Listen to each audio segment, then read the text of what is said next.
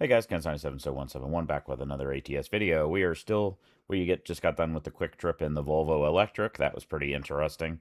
We are back in the Freightliner FLB Cabover, purple and pink. It's a good looking truck though. I do wish you could slightly alter the colors a little bit, but still pretty good looking rig. Found a load for us to do. It's about a mile away from our last location, and it goes down to from Olympia, Washington to Redding, California. Pretty good distance. Pays like 25 grand, which will help out. And then we might switch out to another truck, although I don't know if we'll have enough money to do that to build another truck. I don't know if we'll have enough time to do that. Enough money to build another truck. We'll have to see. There are quite a few in the list. But let's get this done first. It's 600 miles, and then we'll worry about that then. Maybe take a sleep break. Also, with 600 miles, some of our drivers will make money. So, I already have it picked out. It's this one right here. Electronic components. It's lightweight. Might be an interesting fuel economy because we're a box trailer, although it is a container. But it's short, it looks like, and it's lightweight. And it pays 25 grand. It was the best deal. I would have preferred to have a load, running all the way down the coast here, but I just couldn't find one. So we'll do this. Let's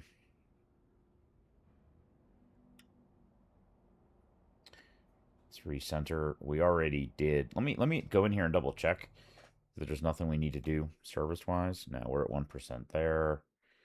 And I want to double check what engine we put in this thing. I had a weird feeling. We drove it around a little bit the last time. Yeah, that's the right engine. I don't know. When I drove it, the engine sounded differently than I remembered it, but we were driving it lightweight. So let me just look. Disable all. It's the 14 liter. Yeah.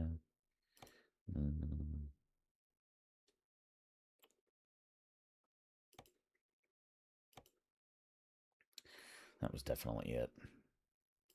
This is a great sounding engine. I don't know why. So let's make sure we got the right transmission. It's the same RPM range. Yeah, we're still in the 308. We could probably go taller now that we have a little more power and torque, but we'll leave it as it is. There's no sense in fixing that. Let's do this. We have full fuel tanks because we got fuel.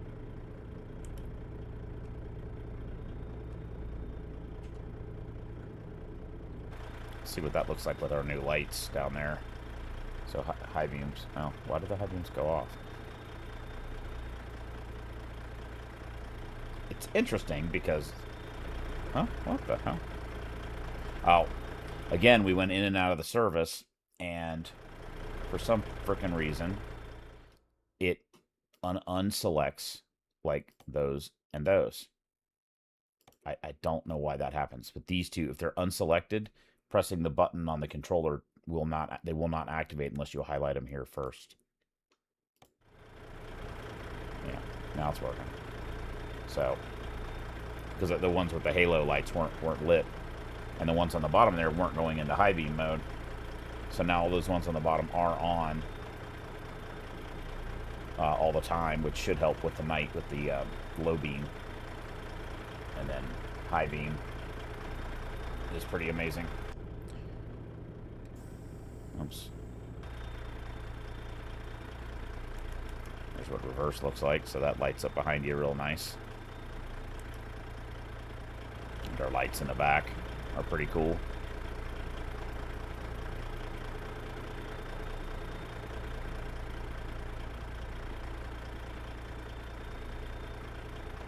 And then turn signals.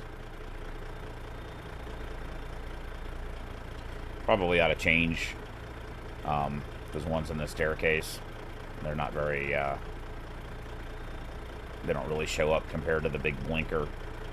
Although, see, here's the situation. The light blinking on the ground is definitely coming from those, even though they don't look nearly as bright as that one, the big square one, to you looking at the light. but the presented light on the ground is definitely coming from that stairway. It's such a strange behavior. The light output just... So we'll leave it like that, because that's what we want, is to have the light on the side of the road. Like that. Okay. Enough screwing around. Let's...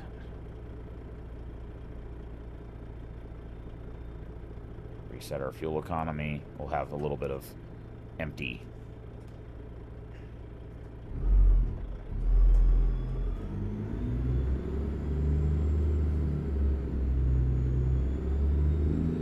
I'm just going to drive over there because also my graphic, I fixed, well, maybe I fixed it.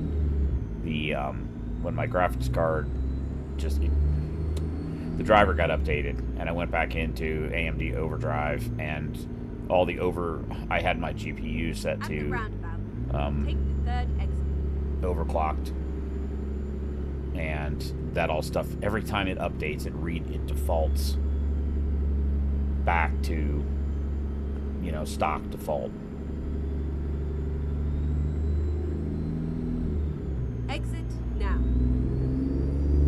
Keep right, and then keep left.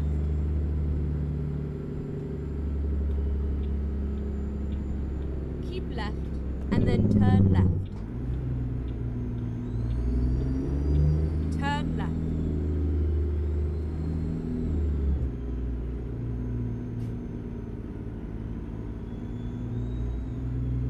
Here we are, safe and sound.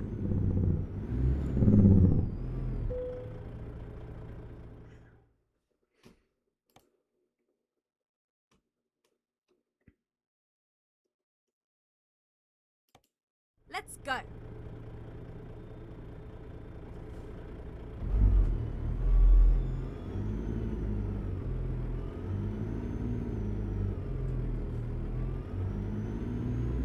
Yeah, it's a short, might even be a 24-foot trailer.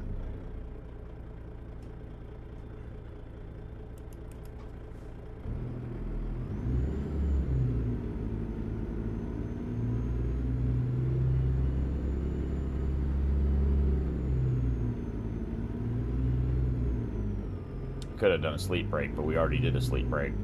This load didn't have to get picked up for 20 hours. Drive safe.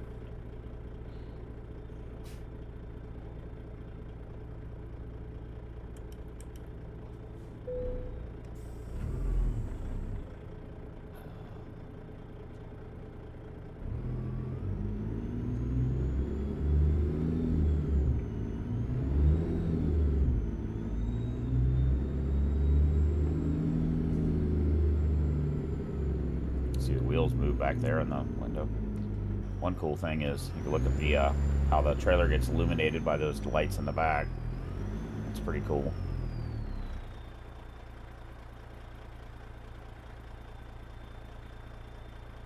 How bright that turn signal is. It's really good. I mean, that's a good, makes you more visible to other cars.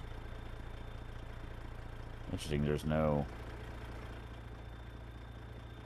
turn signal on the side of the truck. There's a marker, but no turn signal. That's weird.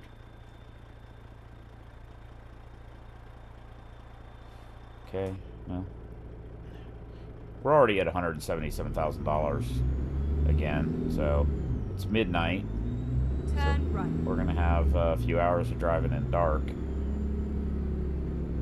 Well, we might be able to take a sleep break once we get partway there.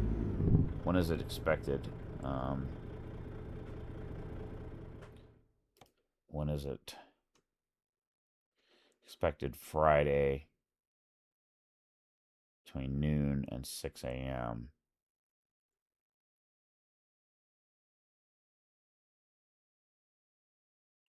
So we have a minimum of 12 hours. We have 16 hours to get it there.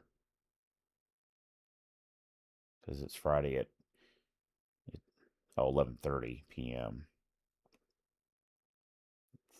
Yeah, we probably can't take a sleep break. We probably...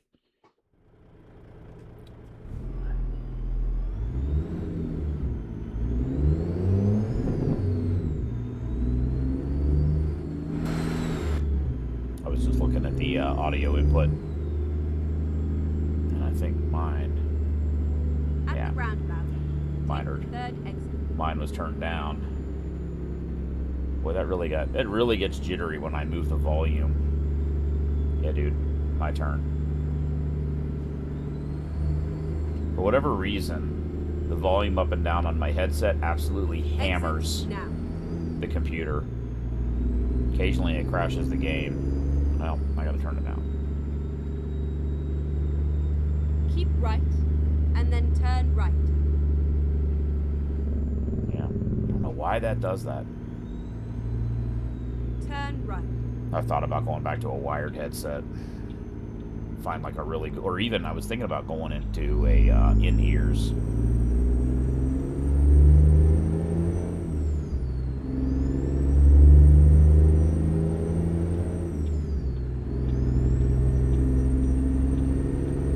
But one thing is once we get to California, we'll be going 55.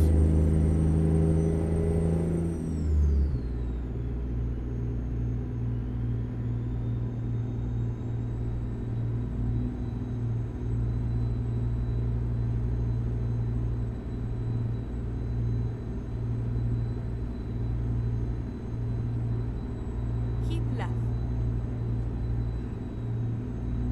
was wondering why the high beam wasn't going on.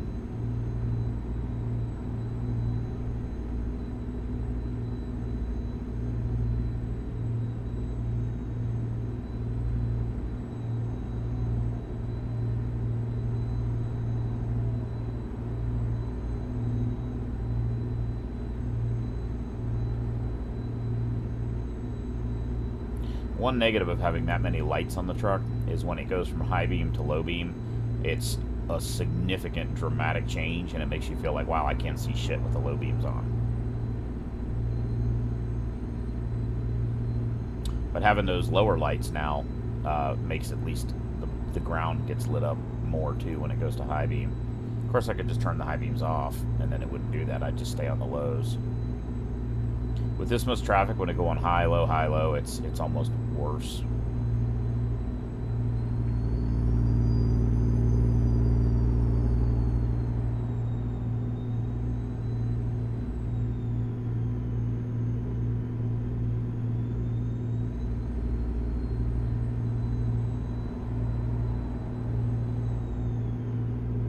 I guess the other thing I could have done was cheat and go into the console and move the time forward that way.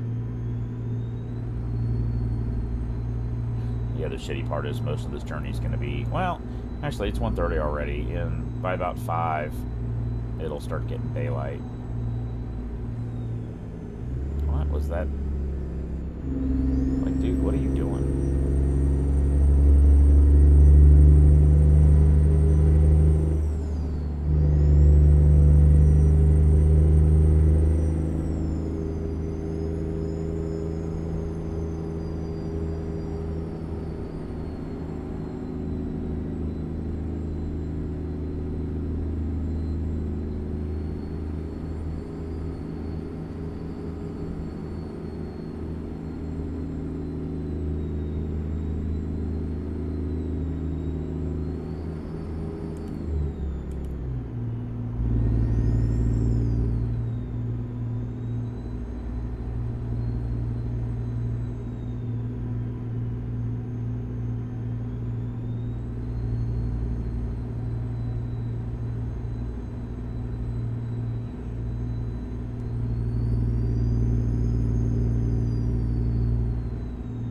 I think it's 60 for trucks through the whole journey, actually.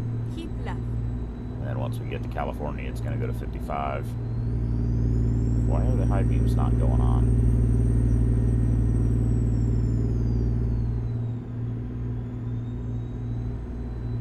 And the car is almost invisible up there with no light. When the brake lights are not on, and I have a mod to make that better. Maybe I ought to take it out. I don't know. Look at the taillights, how dim they are on that car. It's really strange.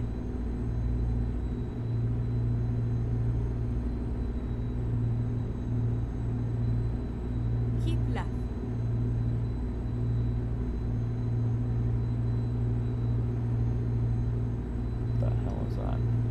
Why is the interior light on?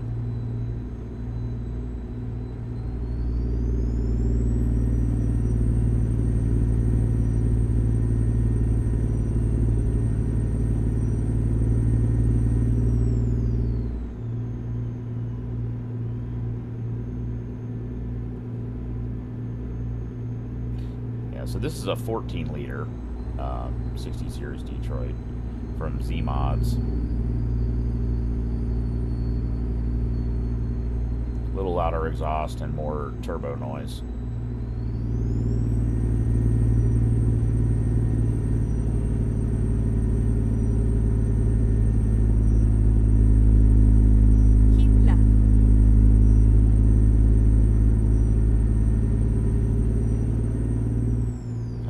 Coming from that electric Volvo, it's kind of loud.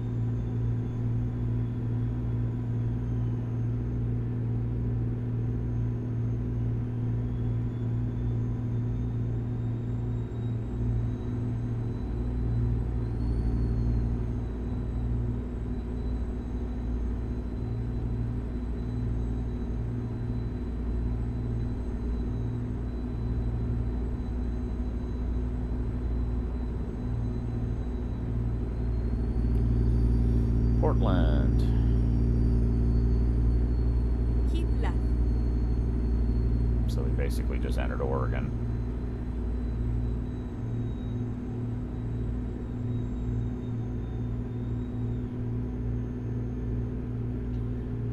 I'm really kind of wishing I'd moved the time forward.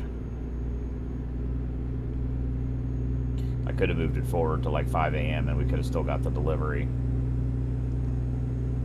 I've done that though in the past, and then suddenly delivery's gone. I don't know, maybe it moves it to 5 a.m. the next day. You know, I'm not totally sure. We're gonna get over here because these cars are gonna be going the speed limit, which for some reason is 50.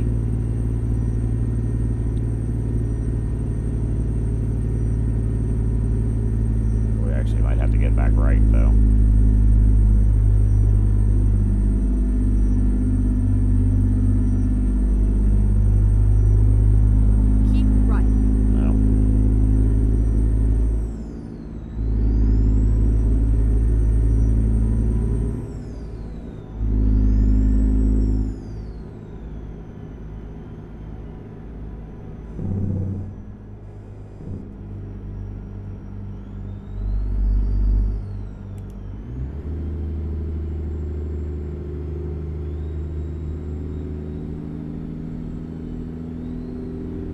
I don't know what truck we're going to do next.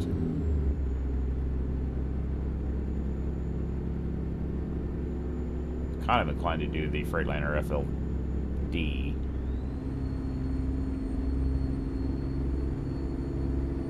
I'll have to look and see what we have. The Mac R series, I think, is one we haven't done yet. Would be a good one to do in California.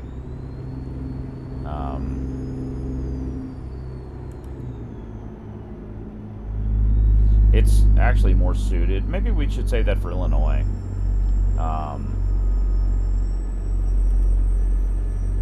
Shift. Downshift. Hello. God.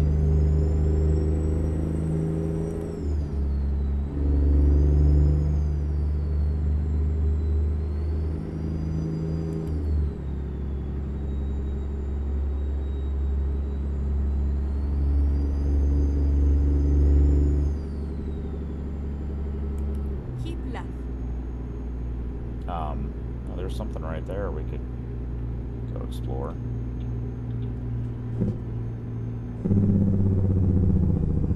I just saw two question marks right over here on to the right. Keep left and then continue straight on. No, I think we need to turn right.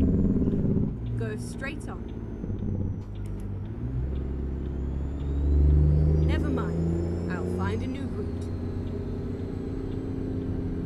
Keep left and then turn left. Turn left. There's a couple of question marks over here, and I don't know what they are.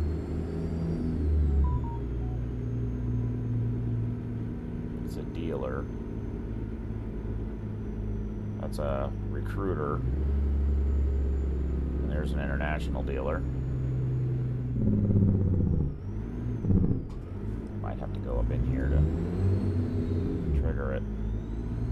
Okay, let's find a new route. Doesn't really gain us anything. When possible, make a U-turn. Because we already had an international dealer in our... Reroute. In our... you know, it doesn't really matter when you're buying.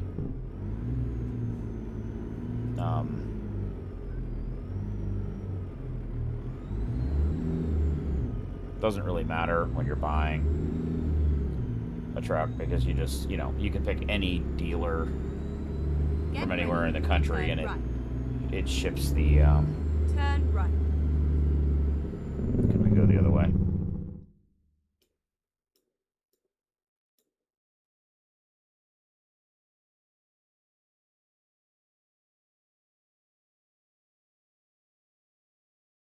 No, it's better to go this way and get right back on the highway. Okay, I was just thinking it would be better to...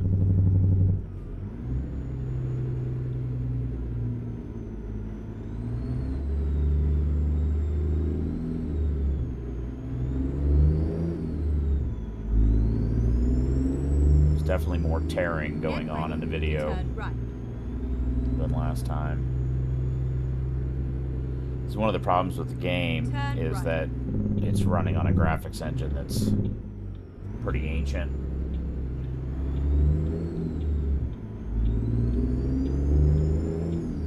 Keep right, and then turn right.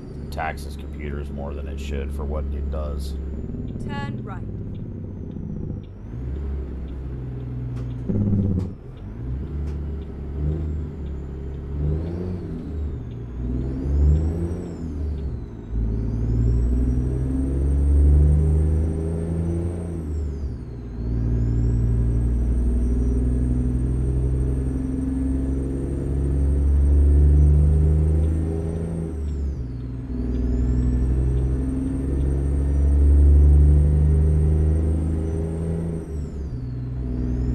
Kind of don't like how I made the changes in the lights.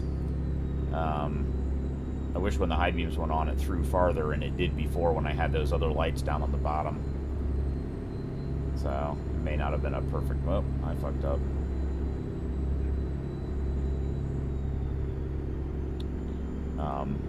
Don't really like that upgrade. That change, it's not an upgrade, the change that I did.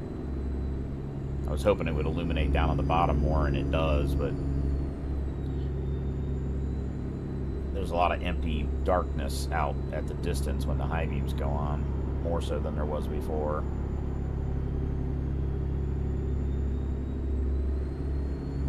So maybe what I need to do is change some of those lights back to the halo lights.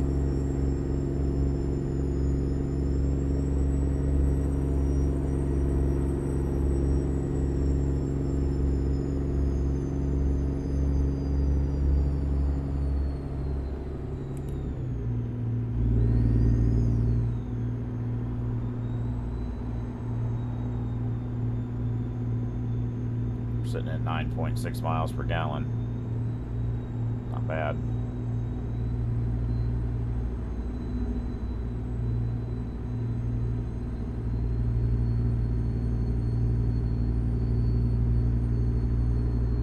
Of course, we're going pretty slow too.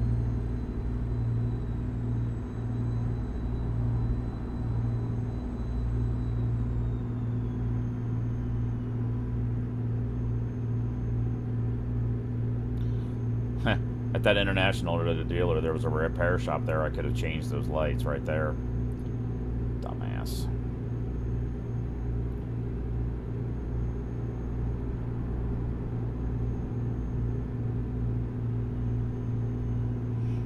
I think something that would be interesting for them to add eventually would be snow.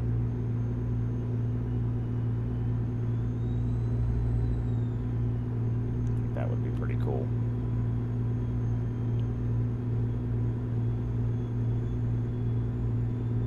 It was a slow day at work today.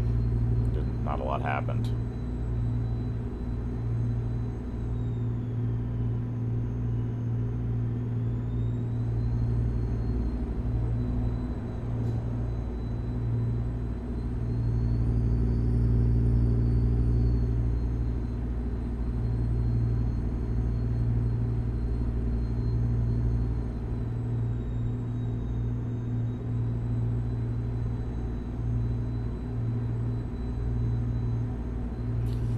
Daylight's almost here.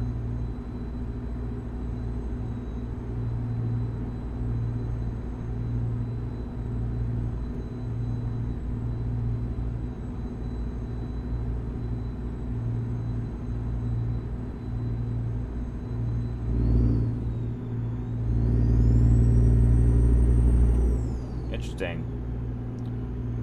It doesn't have the cruise control speed up there on the computer. Oh, there it is. CC speed. I saw it. Yeah, okay. The actual speed in digital is up there on the top left.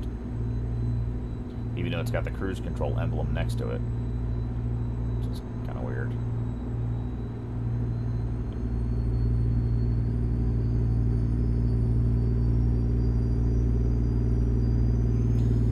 Look at that fog. That's cool.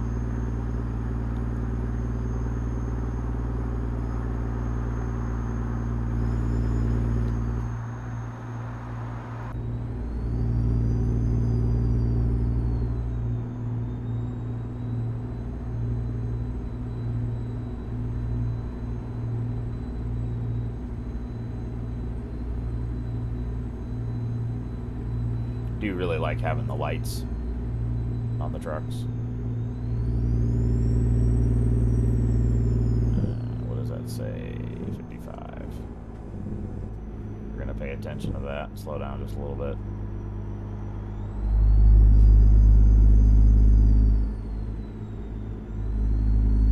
I'm glad we still have 300 miles to go into daylight. That way you guys get to see more.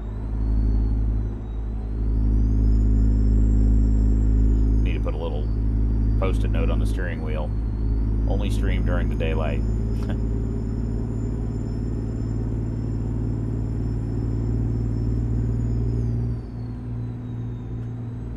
Boy, the lights on the back of that trailer are really bright. Do you see that, guys? Like right there. In the mirror, if you look in the mirror, in the convex mirror there, look how bright that light is there in the mirror. But it's not that bright when you look at it from the exterior view. It's really strange. Little things like that are, it kind of breaks the realism a little bit.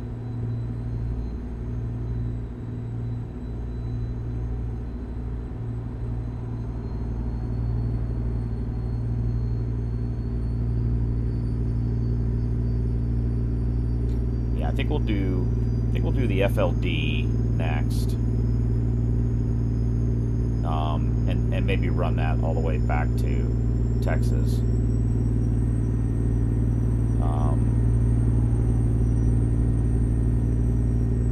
And then we need to run the Volvo for a while.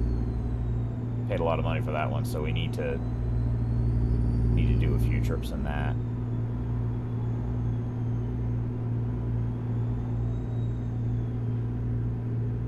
Be interesting going from see if they call us into the weigh station. Please pull off. We'll do that, and we'll scale ourselves and see what we weigh.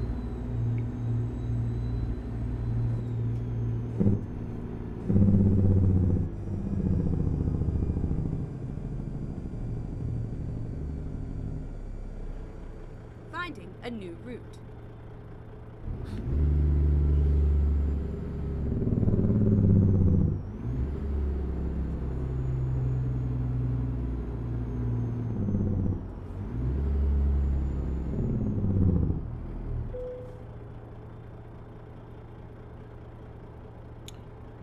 $43,000. That's interesting.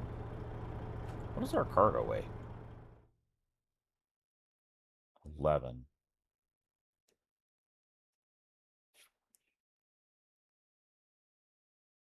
So 33,000. I don't know. Too tired to do math.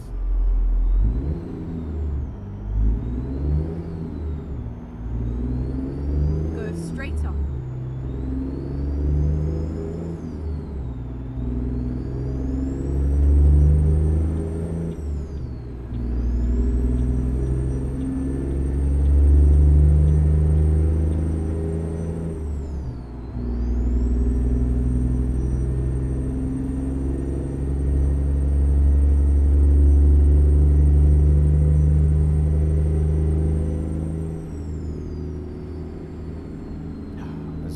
it doesn't want to upshift, and it easily could go up 2 gears.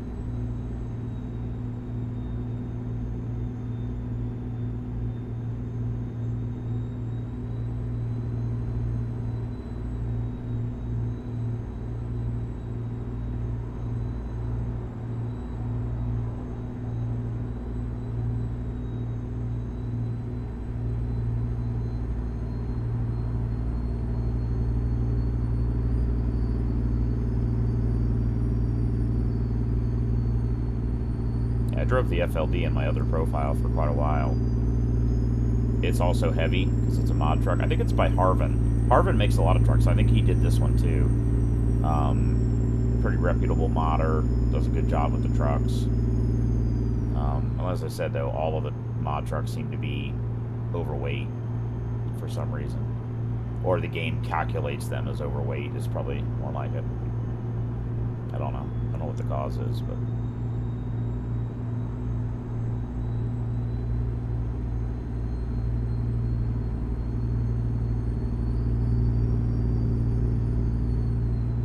Gonna do a relaxing journey.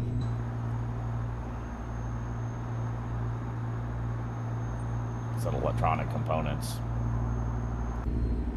So they're in a shipping container, you know, because they're gonna get probably sent somewhere overseas. Or they do it for, you know, security reasons. You got a steel box that you can lock up more effectively than a trailer.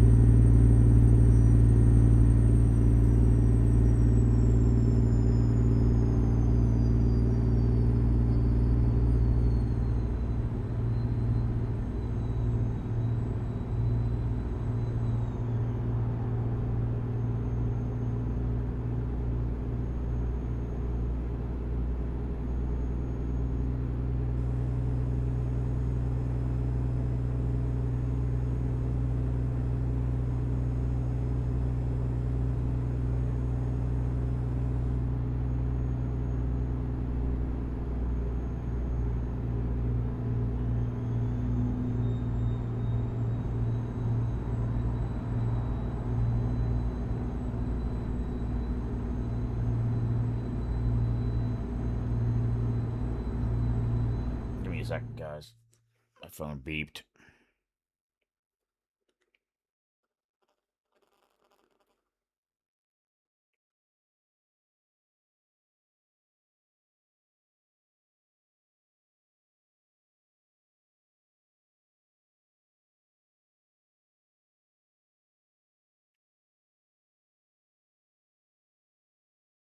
Yeah, nothing important. Let me get a drink while we're...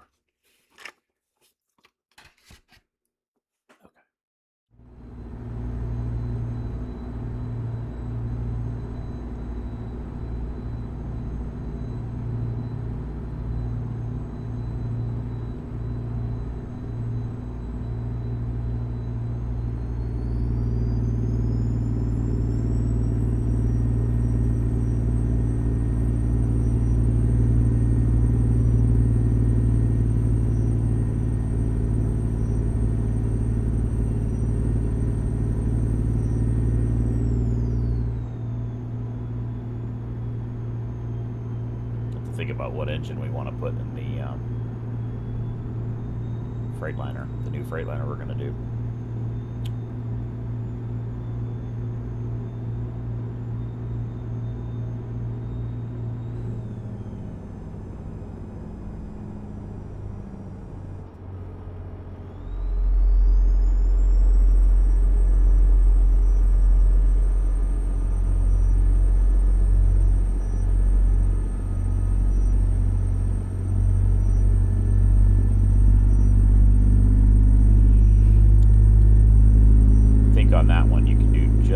about any engine.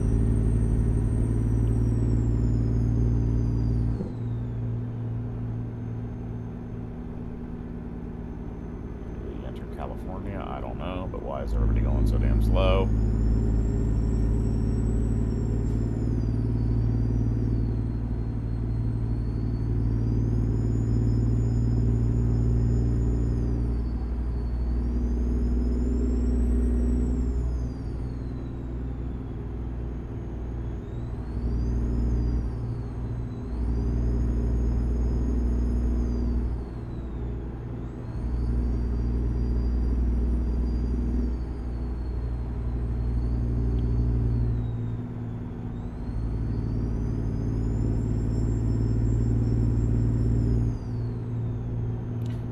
Design on the walls, on the wall there.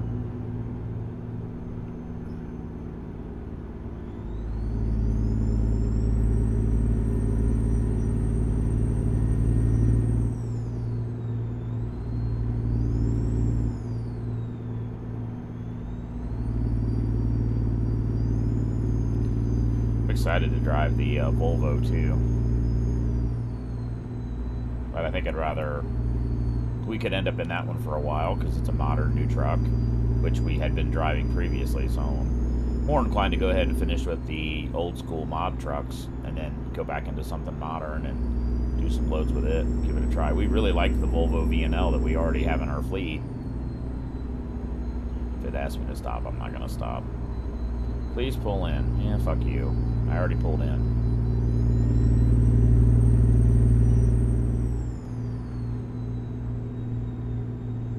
I don't understand why the weigh stations, one from one state, don't talk to the others.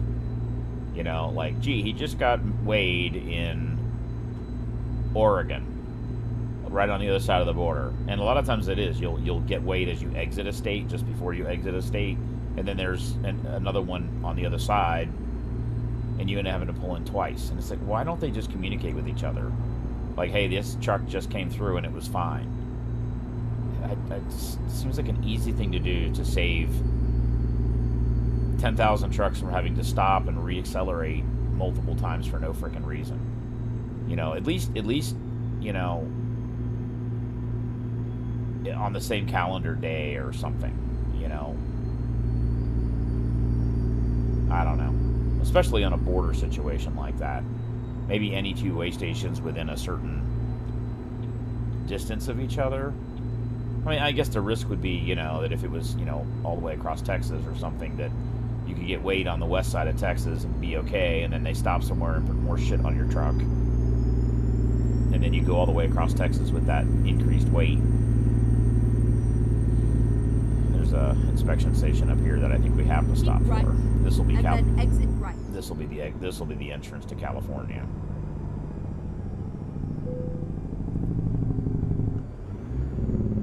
Exit right. Trucks. Go straight on.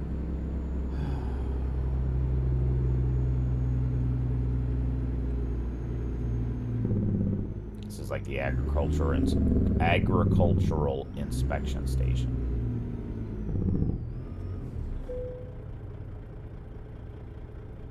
Do you have any whatever? No, dude, it's computer parts.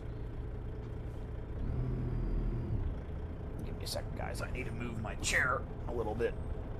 I was sitting a little bit wrong in the chair, and it was, you know, that's fucking weird feeling. Okay.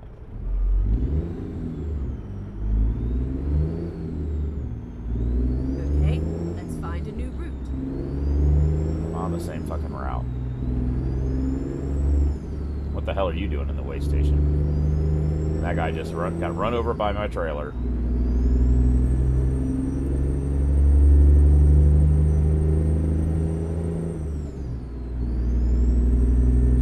$65.55 for trucks. And we're only 100 miles from.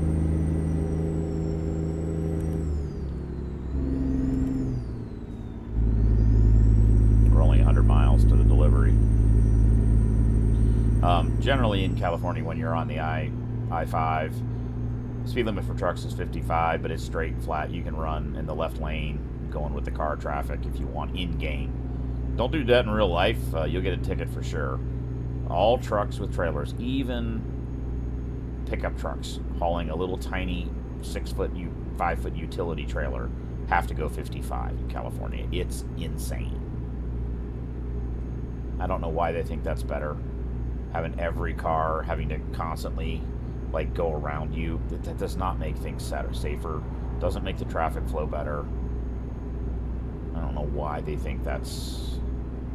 Differential speed is the worst thing you could do.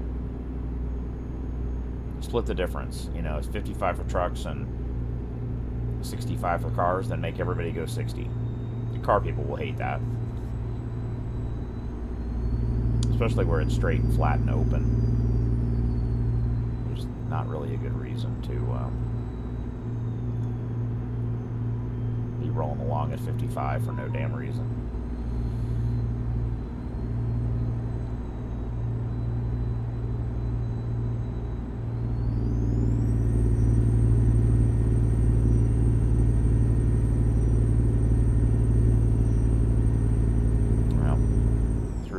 Make the argument that 55 might be appropriate because it's a windy, twisty road.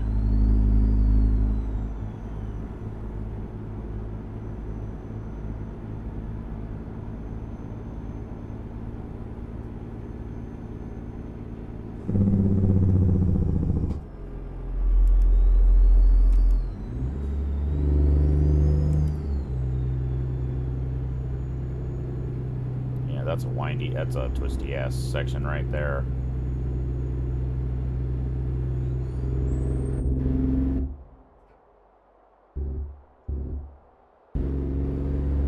What the hell was that all about? The sound just cut out.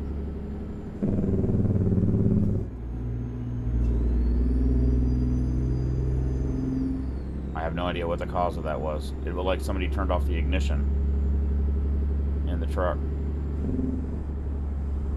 Maybe my headset audio cut out again. I don't know. That's cool.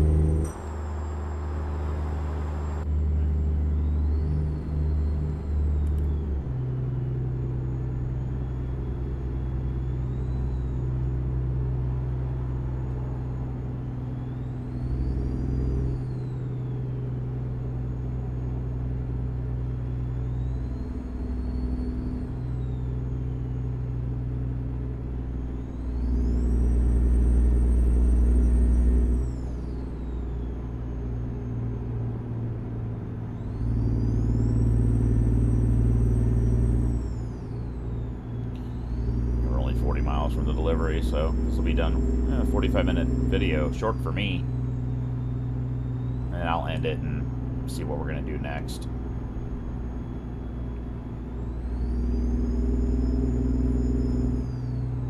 Maybe take a sleep break. Yeah, dude. If you get to the end of this ramp and that car is still next to you, they'll just pull right into you. Sometimes.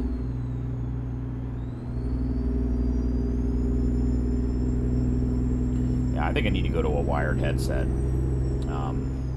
First of all, these headphones, they're nice because they isolate other sound, but they also make your ears hot and sweat, and it's kind of gross.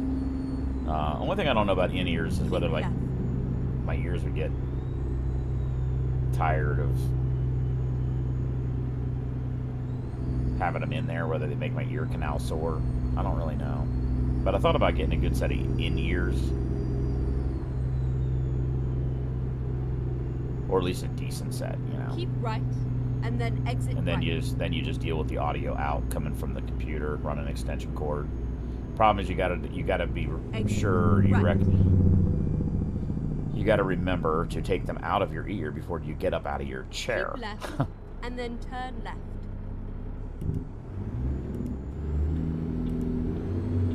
Turn left.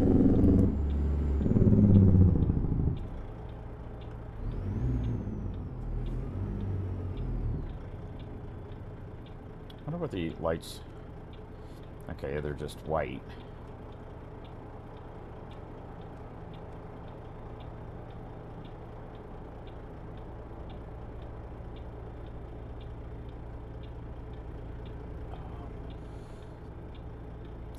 we got $200,000 in the bank, and we'll get some more when we sleep. There's I see right on the map in front of us there. There's a place to sleep, so we'll do a 3 sleep breaks, and then maybe even move the time forward enough to get to the daylight, so we can drive in the daytime through California.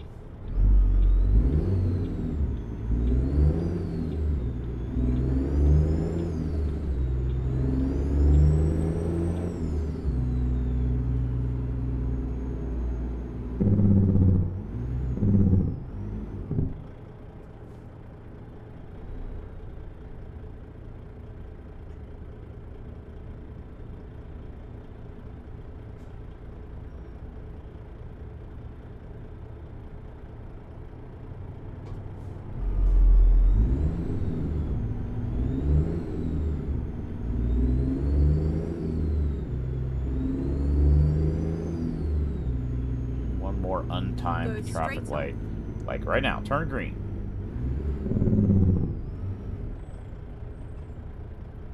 Stupid.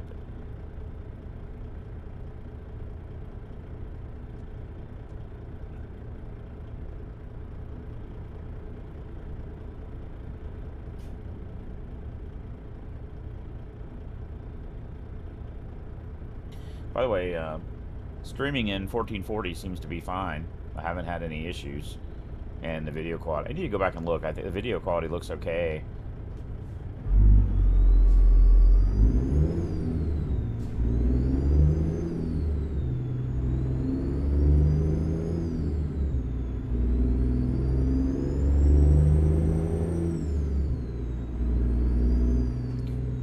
I do think one of my favorite older trucks is that International 9800.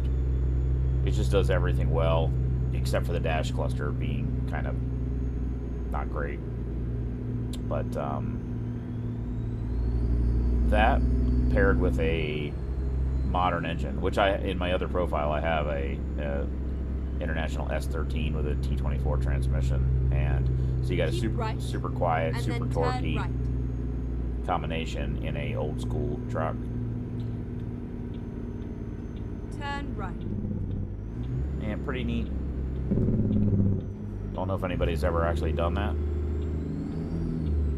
Sort of a resto mod.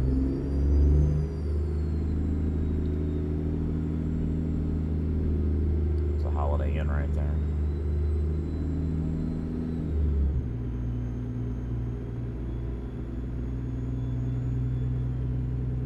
Go straight on. See if we're close enough to discover whatever the hell that is over there. It's some Keep kind of right, and then turn right. Turn right. Finally, we are here.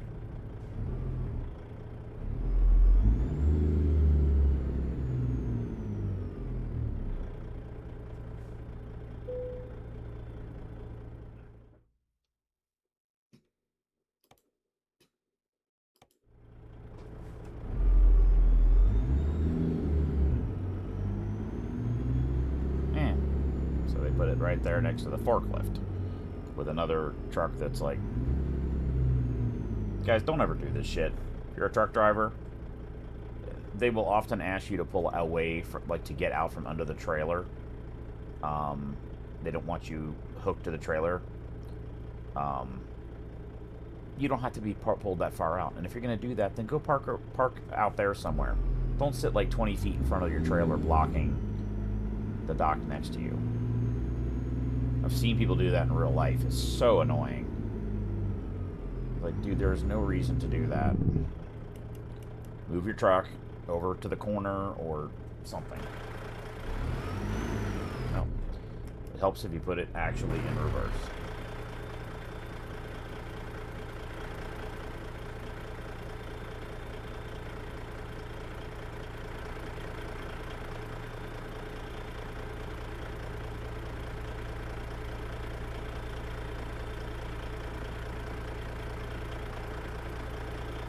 Trailer wheels are mostly all the way on the back, so you don't worry about trailer swing out. Probably waited too long. I did.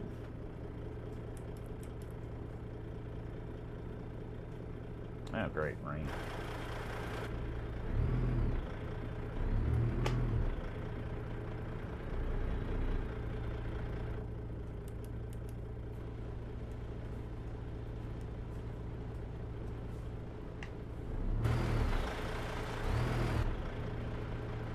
Yes, activate wipers. I know. God, I'm not a newbie. That's freaking annoying, too.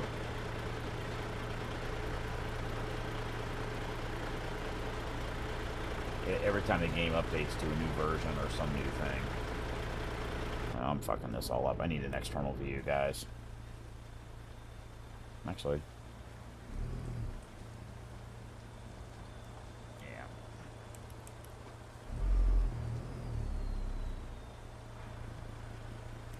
I do wish it would stop. It would not do that. That it would stay.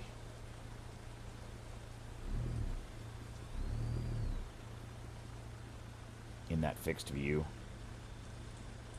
There's an overhead view you can use, too. When you go into reverse, it goes over the trailer.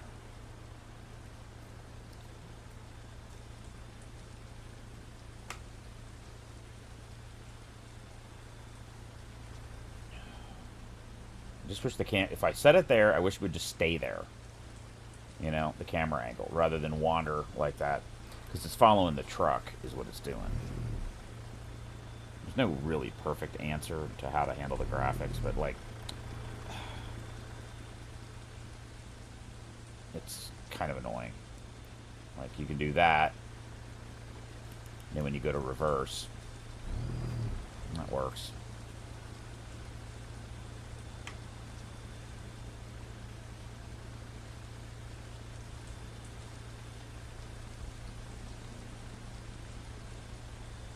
We're way off base, so we're going to have to...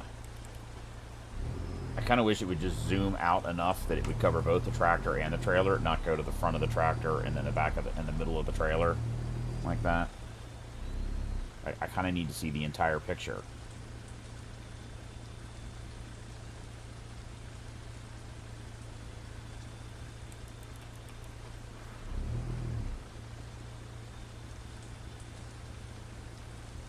Finish the delivery. Yeah, no shit.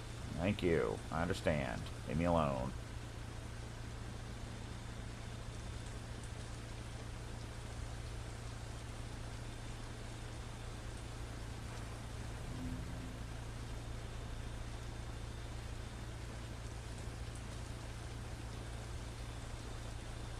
Hello there. How you doing today? Thanks for joining. Oh, shit. Boy, I tell you, this is just not my day. Oh, well, that's one reason I can't see. Go into gear, Jesus.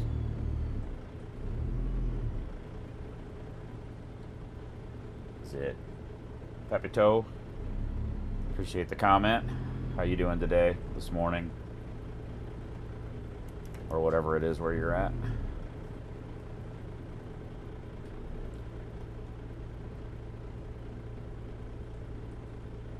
I should have just stayed in first person view.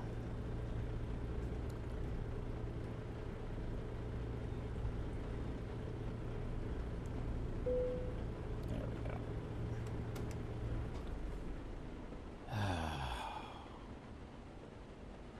That was way more work than it should have been. Oh, let's see what our fuel economy was.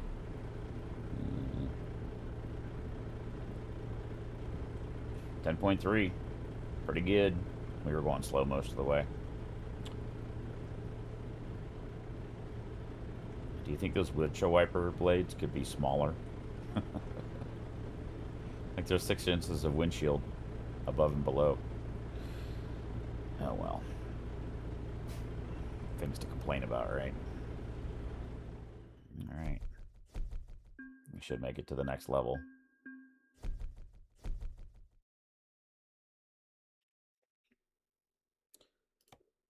And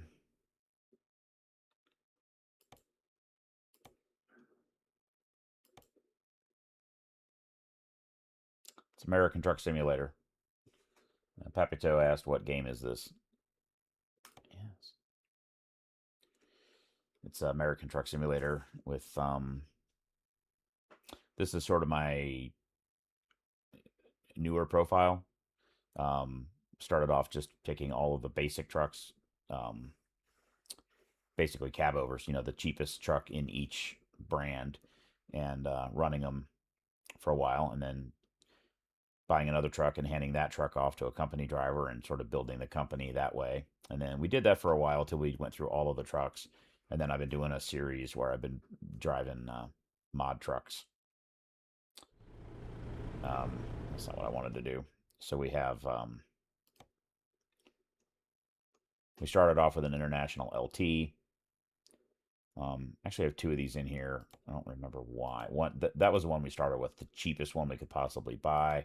And then we bought a little nicer one. Then I did a Kenworth T680, then a Cascadia, and then the Volvo VNL. They just released a brand new Volvo VNL, which is a 2025 model. There's one in the fleet right here, but we haven't driven it yet. Then we did a W900. Then we did a Peterbilt 389. And then we started doing mod trucks that don't come with the game. And so the first one we did was a Freightliner Argosy. And then we drove, by the way, here's the VNL. So I can give you a little better look at it. That's the one we built. That's the brand new 2025.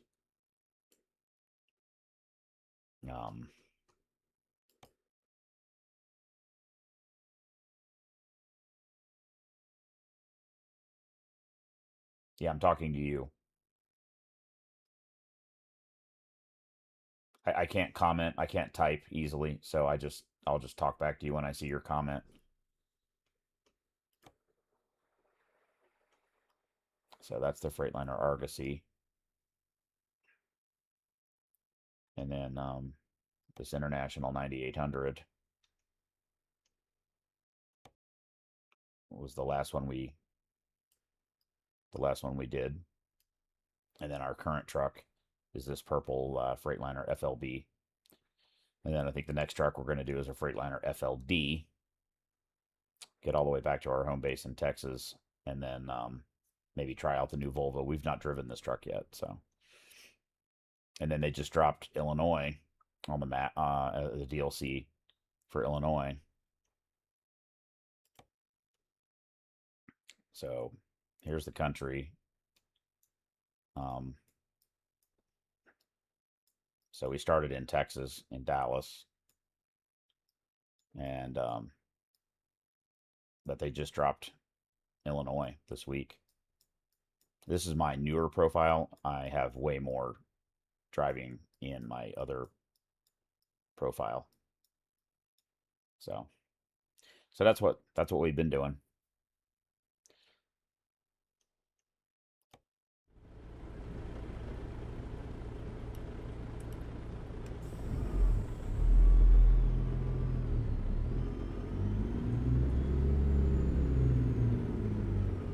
Yeah, I appreciate the sub. I don't have a regular streaming schedule just because of my work schedule. I drive for a living in real life, not a truck, and sometimes if I'm just super busy, I don't want to come home and drive more. Although oddly, sometimes I do. Yesterday I streamed like 4 hours straight. Not all contiguous. I did like an hour and an hour and another hour and another hour. It just depends on how I feel. If I got enough energy or feel like doing it. I know it's better to do a regular schedule for streaming because it helps people know when you're going to be on, but I just, it's just not something I can do right at the moment.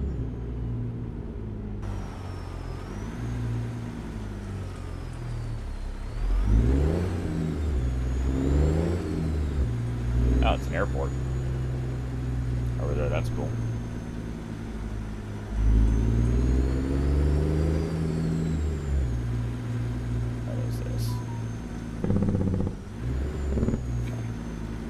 You have discovered a recruitment agency. Great. Yeah, I've got a bunch of YouTube videos up, man. I used to just screen record in high resolution and then upload it, and then I just started streaming instead, and that's a little easier because I just hit stream button, broadcast live, and then that video becomes a permanent video on YouTube anyway. So it just made it easier than me recording, taking up drive space on my computer, and then uploading the video, which takes hours when you're doing a long video.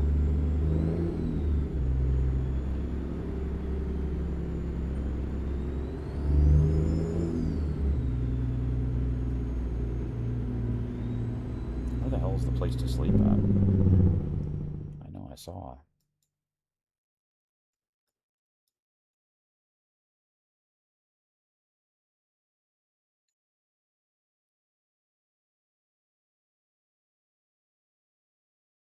Time to hit the road. Yeah, appreciate it, man. That'd be great. And just so you know, I used to drive a semi in real life. Oh, that's a red light. Used to drive a semi. You can go back into my older videos, and I've got some actual trucking videos from back in the day.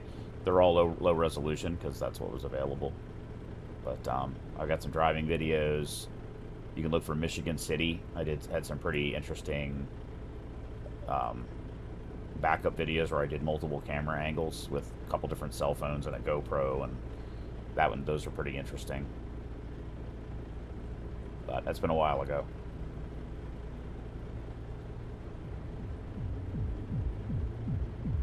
There's that noise again, and I just figured it out. It's the car next to us.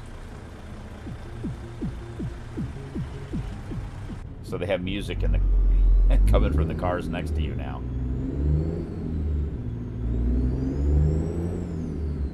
If you want to hang out for just a little bit, I'm gonna take a sleep break, which happens instantaneously. That'll move us forward like 30 hours, make us a little money, because I have company drivers that work for me here in the game, and then we're gonna build a new truck.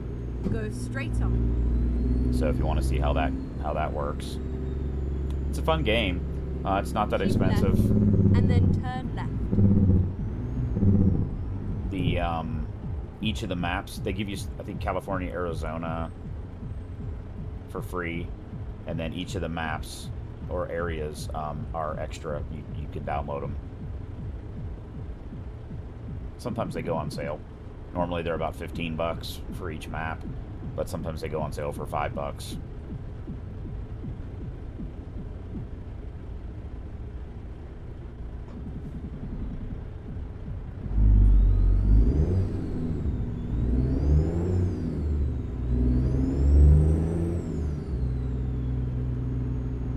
Turn left.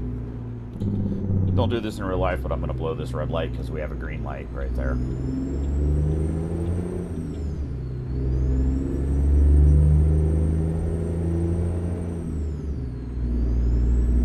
Wow, that rain is really coming down.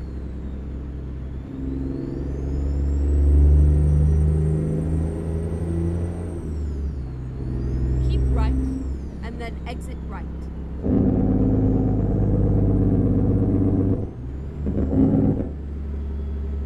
Exit right. Get ready to turn left.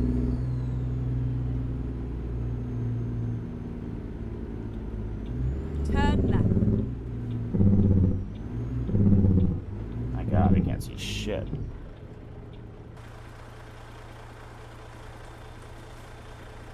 Yes, that's a Jake brake.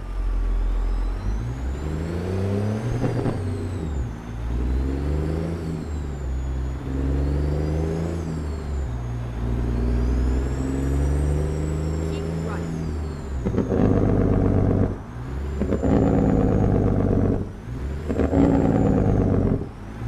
There you go. The little external view makes it a little louder. The engine, it also gets annoying sometimes.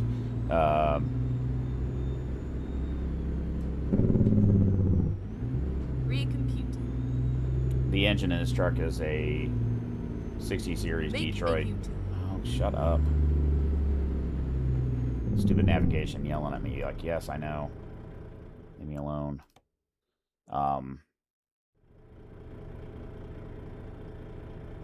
Yeah, it depends on the Jake brake, and it depends on the engine.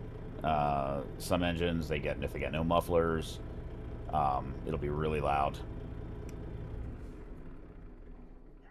Holy shit! Look at that, 7.52 a gallon for diesel. So this is something that the game does. They do track diesel prices depending on where you are, and they try to keep it kind of realistic. Holy shit! We're in California, so that makes sense.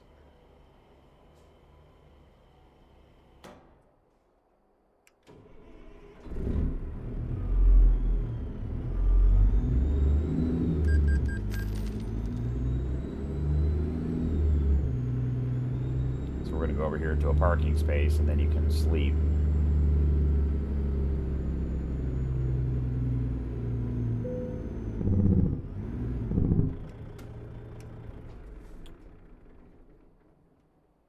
Yeah, the game updates pretty regularly. You got to be a little careful.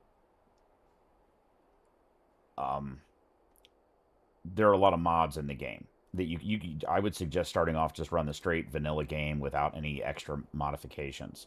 But there's a huge community of people with ATS, and by the way, there's another one called European Truck Simulator. If you're in Europe, that might be more to your liking.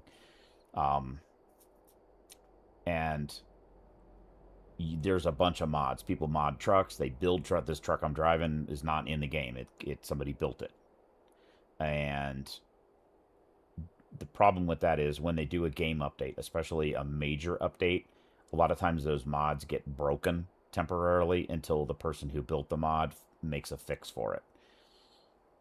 And that's fine if it's the truck you're driving, but if you have your company drivers driving mod trucks, suddenly their trucks vanish and it can crash the company and it can crash the game too.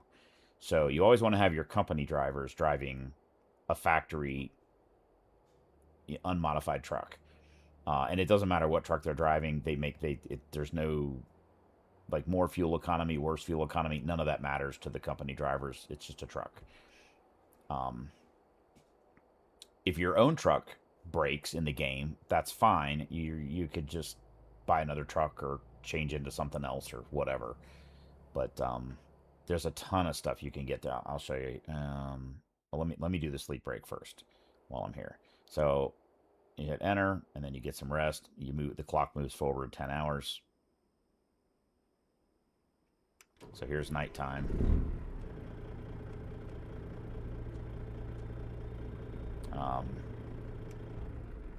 And then you rest again for 10 more hours. And see, it says they're plus $16,000. And then we move forward again. And that time we made $11,000 because we have company drivers working for us. So you can find it on Steam. Doesn't require a really heavy graphics card.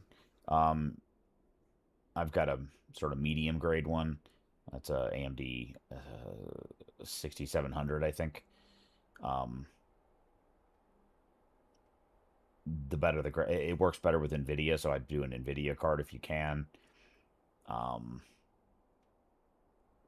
But I mean, I ran the game on an old NVIDIA 770, which is like it's like a 13-year-old card. It'll play on it. You'll just have to turn down some of the settings. Yeah, that's sort of the other half of the game is you driving and having fun in your truck, but the other part of the game is building a company. Here, I'll show you. I'll switch into my other profile.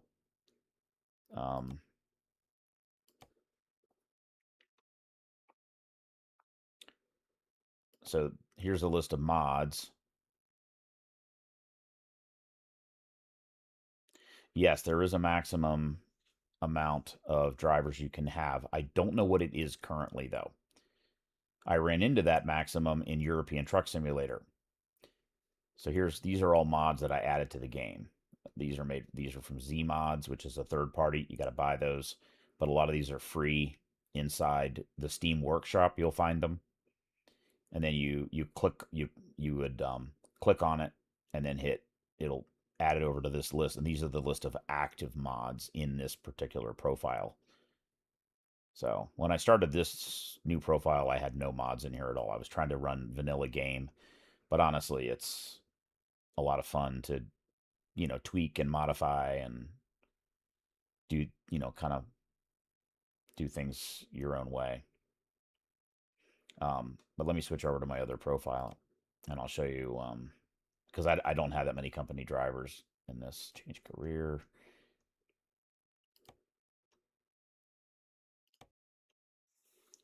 And you can have multiple profiles too. Um, so we'll continue the career.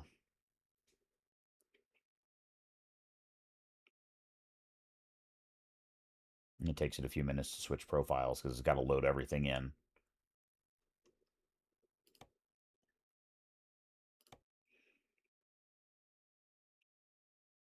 And the more mods you have in the game, the longer it takes to load the session.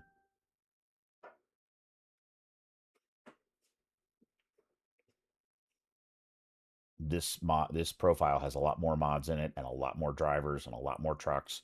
So it takes it a little bit longer for it to load the content.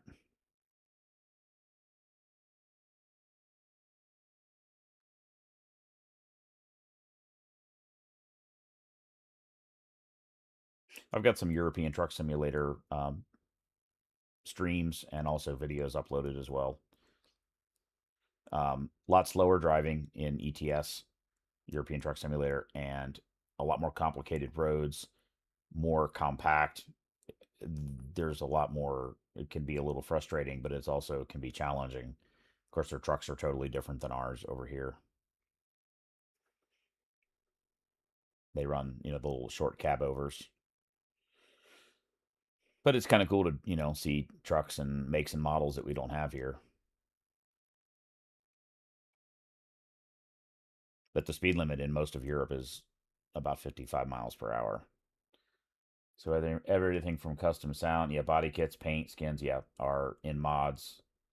Yes, that's sort of true. There are in the vanilla game there are lights and tires and wheel packages, and some of them are part of the game content.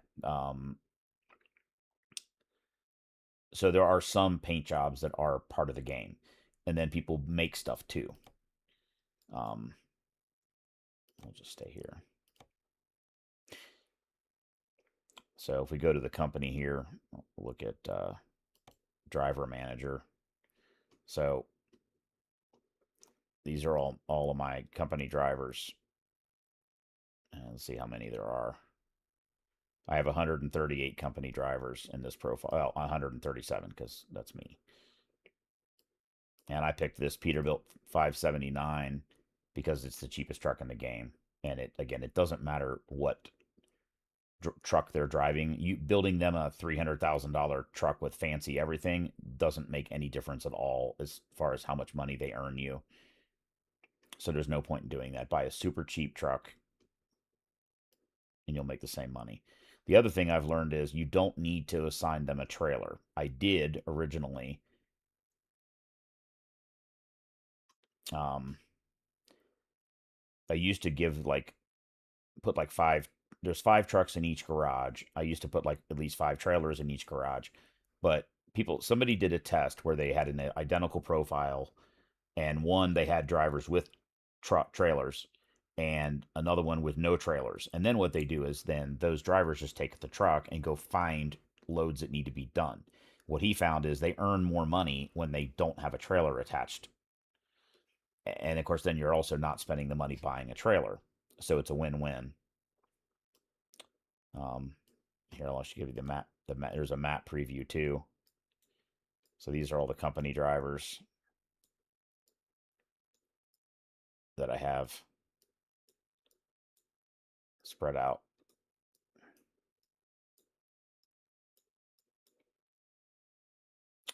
And then if you look at the garage manager, again, you can do map view. Wish it would let me zoom out more. These are all the garages that I have in the game.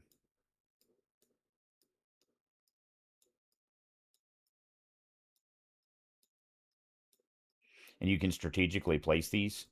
Um, so if you look at, where the hell is it? forget where they've moved some things. I can't remember where the hell they put it now. Um, Logistics map. So I don't get into this too much. I usually just pick major cities, but just let's take a city in the middle of Kansas, or let's say that one. These are the companies that are in this, and notice that their companies have real names. Um, there's only four shippers in this whole city, and this is the cargoes that they usually do. But if you go to like Houston, there's more. You go to uh, Laredo, there's some there. Dallas, there's more. So I generally just pick bigger cities, but you can, if you want, customize like, wow, out of Dallas, these are the types of cargo. You could then buy trailers if you wanted to do that, buy trailers that accommodate that kind of freight more. But I don't go that far into the weeds, with it. Um, you can start to overthink it a bit. I find just pick the big cities, start with that. It does take you a while. I mean, the trucks are expensive. They're, 130 to $200,000 for a truck. It takes you a while to get going. And also, when you first start, you don't have to have a truck of your own. You go here and go to Quick Jobs, and these are loads that are available. And the price that you get paid, the dollars that you get paid, will go up as your skills increase. So you don't have to have a truck. You could just pick this load and go drive it and earn that 71,000. Well, it wouldn't be that much to start off with. Your loads are going to be like $3,000 to $5,000.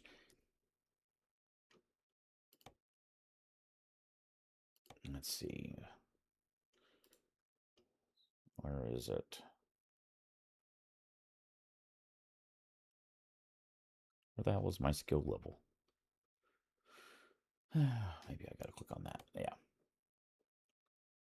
So these are all the skills that I've maxed out the skill level. So you got all your hazmat stuff, and you've got like long distance, high value, fragile, just in time sensitive stuff, and then economy driving. And as you conclude, as you build points, you'll get to the end and you'll go to the next level, and you can pick one of these to add a skill to. I maxed them out a while ago. So it's a fun game. I mean, like I said, it's a combination of industry building, company building, empire building, if you want, and just driving around. But they're going to be adding some other things. They're going to be adding cars to the game, so that if you want, you can just take a road trip in a car and drive it around the country. Um, and they're constantly expanding the map. So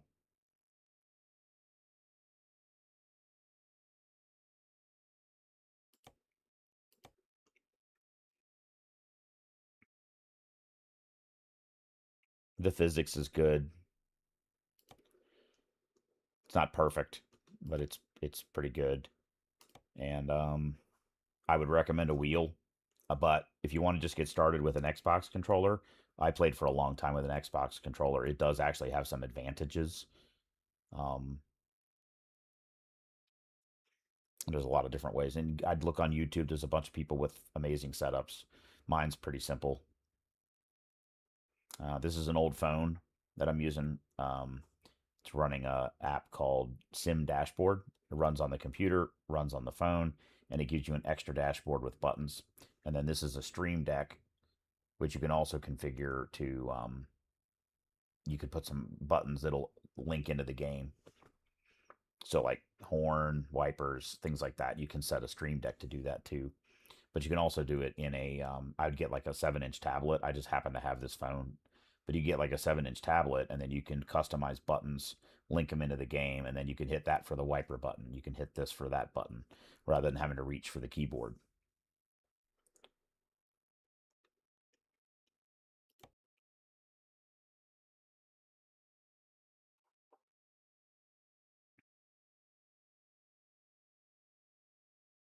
What else do I have going for head tracking? So when you see me look left, you can't see my face, but when I look, when the camera pans left and right, the way I'm doing that is with this. I have a dash cam. I have a webcam right here. You can't. It's a little bit out of view. Um, it's called Beam Eye Tracker. It's in Steam, and all you need is a basic. It could be even not that great of a webcam. $20 webcam will work. The better the webcam, the better the results. And the camera just looks at your face. And when you turn your head, it does the head tracking in the game. It's pretty cheap. I think this Beam Eye Tracker, I think, is $30 in Steam. And then whatever webcam you want to use. So this stuff, I've all podged it together over time. I didn't buy it all at one time. Start with an Xbox controller. That'll work just fine, man. You can get an Xbox controller pretty cheap for a PC. Also, there's going to be a console release for this game too. So if you have a PS5 or PS4 or whatever, they're talking about doing a console version of it too. Yeah, appreciate that, man. Yeah, I got a little bit of tech, but I got a lot of it. Like I said, this is an old crappy phone that I had laying around. The steering wheel I got off Facebook Marketplace with the pedals and the steering wheel and the thing that it's mounted in for like $150. Look around on Facebook Marketplace for stuff. Sometimes you can get deals. For streaming, you'll need a microphone. I use the Fee-Fine. It was pretty cheap, but it's pretty good. And then I bought an arm to put the microphone where I want it. And then out of screen here, I've got a second monitor over here with YouTube, and the software to stream I use is called OBS. It's pretty much what everybody uses, but there's a couple other options. Yeah, the truck customization's fun. If you want to stick around for a minute, we're actually going to build another truck. You can see how that goes. Let me just make sure we're where we need to be. Get into the game. Okay. So, services, truck dealers, and we're going to build a Freightliner. And you got to pick a Freightliner dealer. These little question marks are either employment, like hiring agencies, or they're truck dealers. Um, so this is a Freightliner dealer. Doesn't matter. Once you get a certain number of trucks or a certain amount of money or skill, you can buy online. You don't have to travel to the dealer. So, okay, load it. There we go. Thank you. So here's all the trucks. This is let's see, like these are locked because you need skill level 25 to get this one. Um, Let me just show you the inside of a. This is a brand new. Let's see if we can do a. Yeah, we'll just do this one. I'll just show you. This is a new Cascadia. This truck released pretty not that pretty recently. It's the newest Cascadia. It's got cameras and physical mirrors. You can look inside, look around, and there's a bunch of. So you got what kind of cabin, what kind of chassis. So do you want like a 6x4? You want a 6x2? There's different options. What engine do you want? It takes a minute to load it. What transmission? You can do different paint schemes. There's paints over here.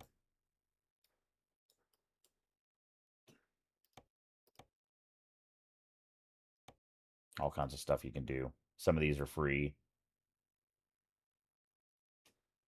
And then there's accessories. We're going to go through this we're actually going to build an FLD. So let's just do that rather than screw around showing you another truck.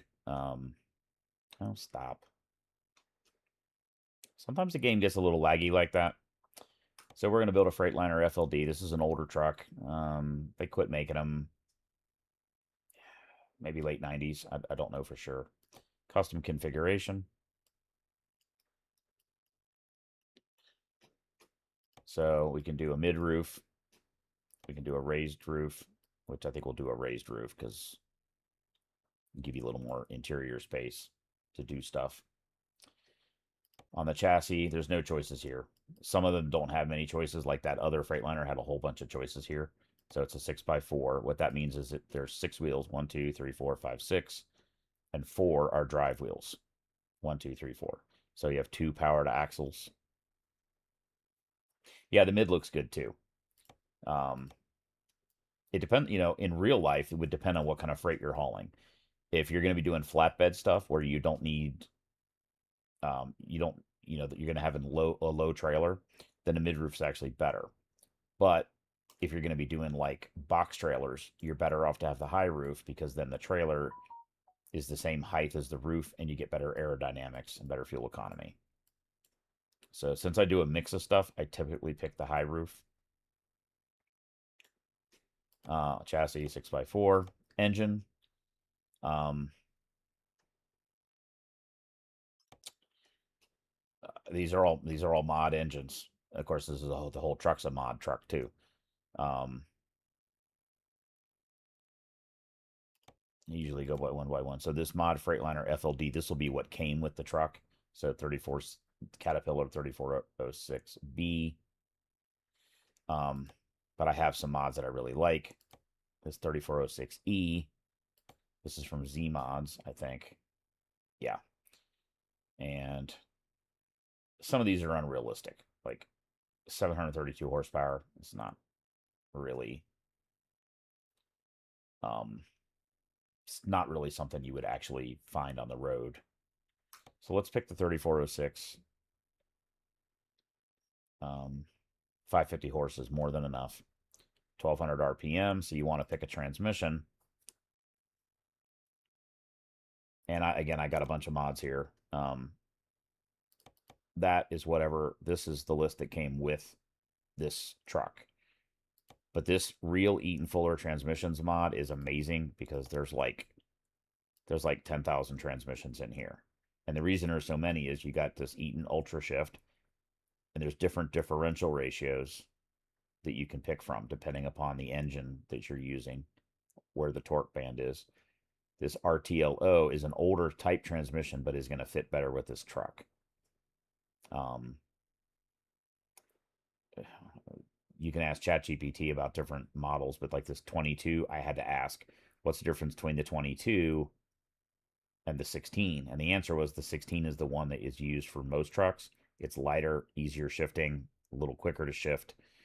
So you don't pick a heavier duty transmission than you really need. It'll make the truck drive worse, both in real life and in the game. So I find for this, that RPM ratio 3.8, 3.08 is a good ratio. And you'll see that the truck analysis changes. So if we go with a taller ratio, it normal cargo goes up and heavy cargo goes down. This is not always completely accurate to real life. I tend to like 308. It's a good mix. So we'll pick that. And then we have, holy shit, there's a lot of greens. A lot of colors available.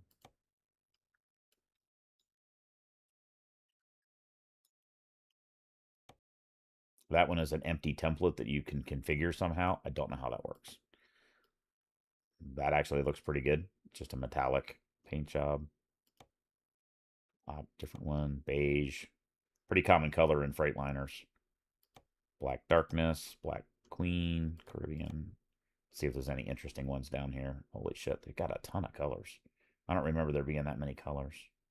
And then these are all metallics. So they'll have like, they'll change color, they'll change with the lighting, they'll change a little bit more. Yellow's kind of cool. And the price will vary. The basic ones are, you know, actually kind of like that one.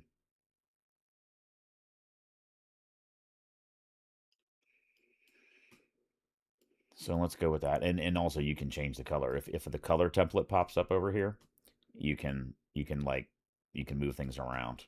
And if you screw it up and you don't like it, you can just flip to one back to the other and it defaults back to its default. So then we have accessories, and this is where it can get complicated. It depends on the truck. Kenworth W900.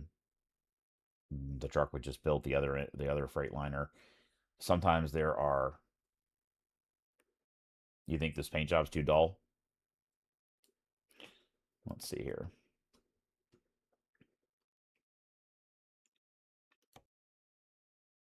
Do. Any suggestions on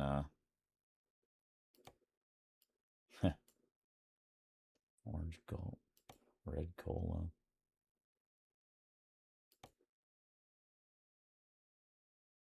Oh yeah, we'll go through all the accessories. You kind of have to, and those accessories will vary. They will change depending upon the truck.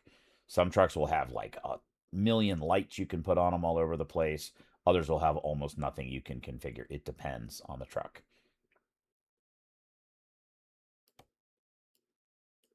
Any particular color you liked?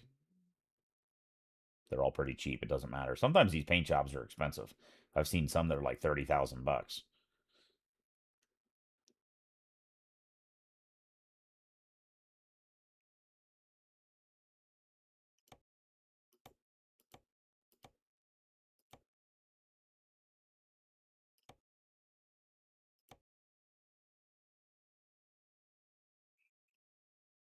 Okay, so there's the different skins.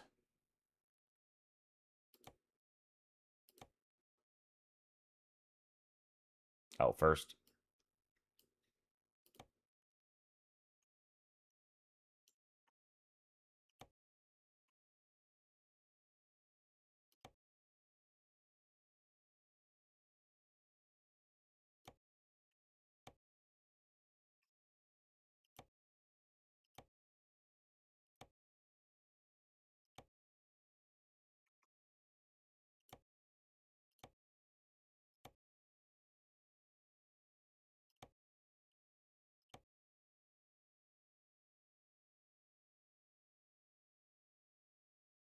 just the metallics. Okay,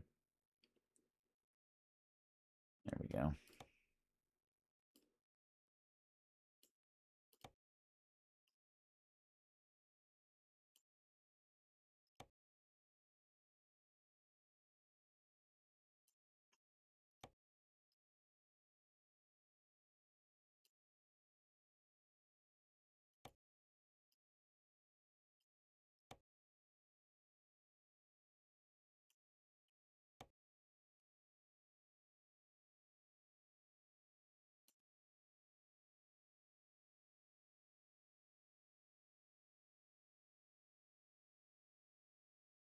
No, like a name of a skin up there.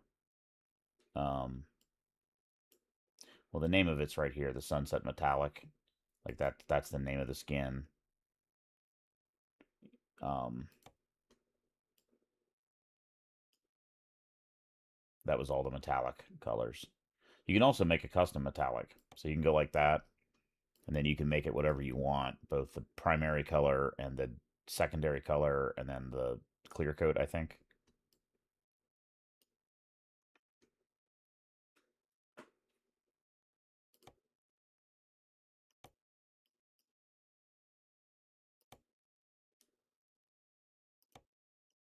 Kind of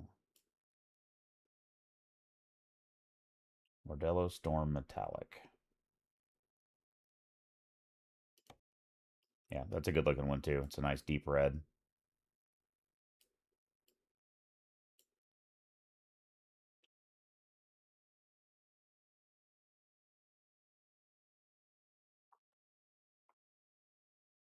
See, like that one, the Morello Storm.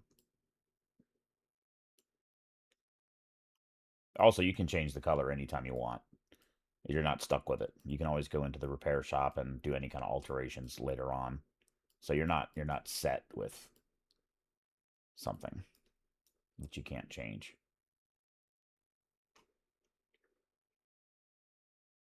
Yeah, that's a good color. I like that one. It's red, but it's a deep, like a deep burgundy looking red. So let's pick that, and then we'll go in here and play with the accessories. This will take a little bit of time, depending on the truck.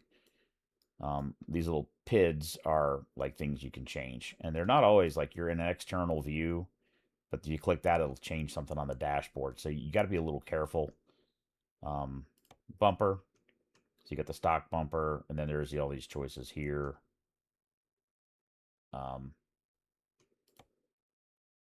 you got chrome.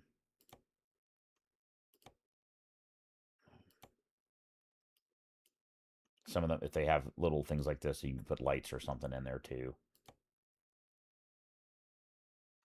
Surprised they don't have just a painted bumper.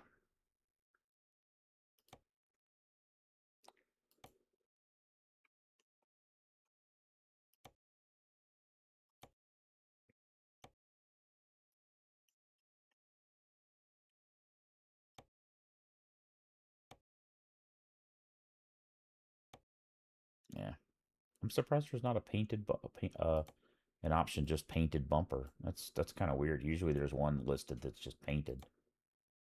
Hmm.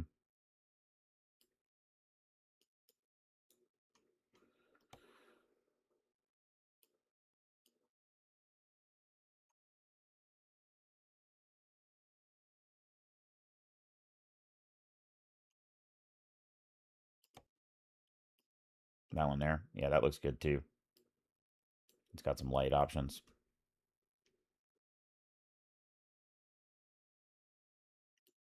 Oops, I accidentally clicked it away. Let's see there. So then what you can do is you can go in here and you can put lights.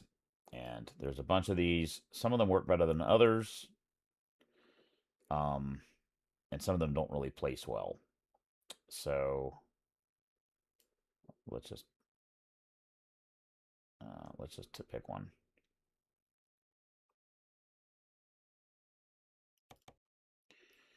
So that one, it goes on the surface. Sometimes if it's the wrong kind of light, it'll be like under the surface of the metal and it doesn't actually work.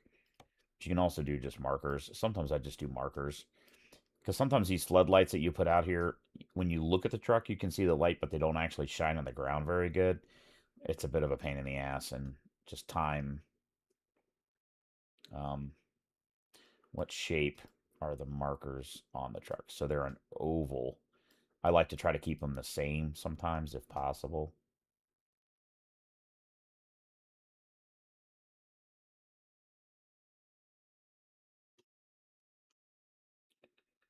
Do lumen. Lumen. Yeah, that one works too because it's on the surface. Um, the issue you have is some of these, I tend to stick with ones that I know work, and I don't remember if that one works. Again, you can end up with a situation where it looks good on the truck, but it doesn't actually put any light on the ground, which can sometimes be a problem. Most of the new trucks like that Volvo or any of the factory trucks have amazing headlights.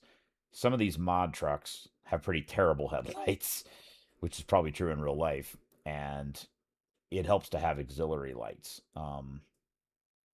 And unfortunately, this one does not have the ones that I really love. I'm kind of inclined to just do some markers. Um, yeah, well, the problem is there's so many choices, especially if you add more and more and more lighting mods, and I don't even have all of them in this profile. You can get to the point where you just overwhelm yourself and you don't even have any idea anymore what the hell you should pick. I've spent an hour building a truck because and then it's a pain in the butt. It can end up being like not fun because there's so many choices. Um, see if they have the oval. Yeah, they do. This light chrome 6, those work well. It's the same shape as the one over here. Um, we also might wait and just let's finish the rest of the truck first and then worry about the lighting up front. Because you can get overwhelmed.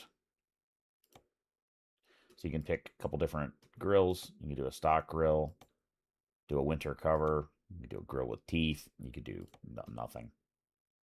You pick a bug deflector. These are cool. The problem is from the driver's seat, they obstruct your view. And they, of course, don't actually do anything in real life because there's no bugs in the game. I don't remember what that is. Uh, Side mirrors, again, in real life, you would have a side mirror here on the hood. In the game, it doesn't really add anything, and it adds stress on the GPU.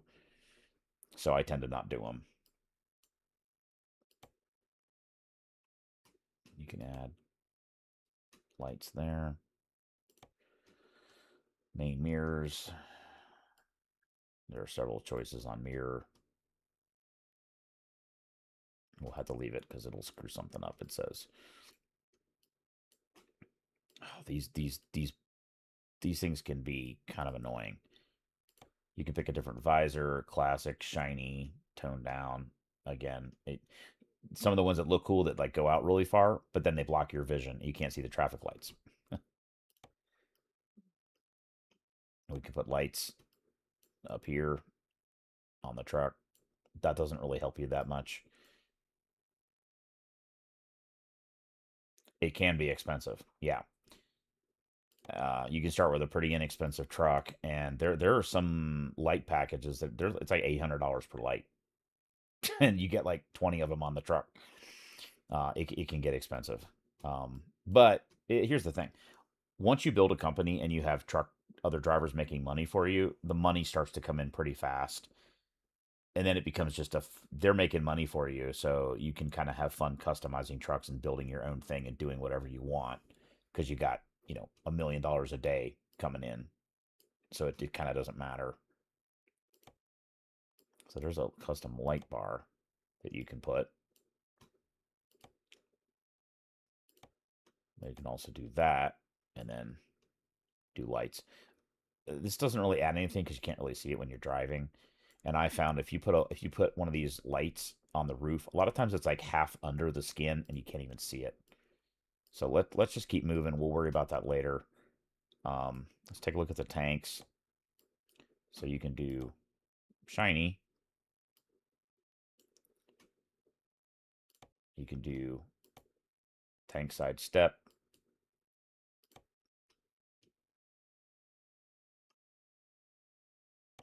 Put steps back there if you want.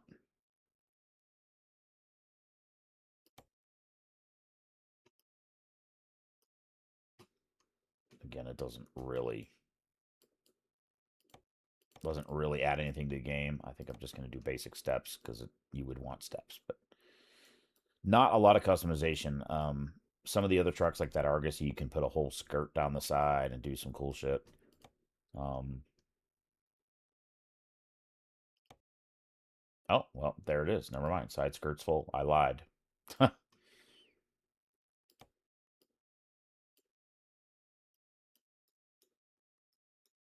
I was wondering where it's see that button should have been over here somewhere, and it's not. $4,000. Yeah, exactly. $4,000 on stairs. Yeah, exactly. So you're better off just and there are steps right here, so now you don't need those stairs.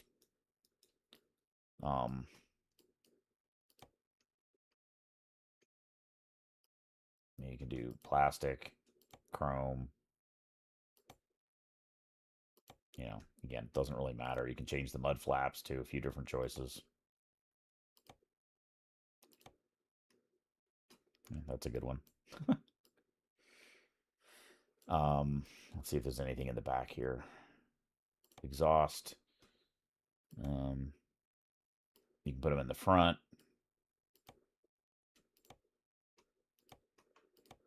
I generally would refer it in twin.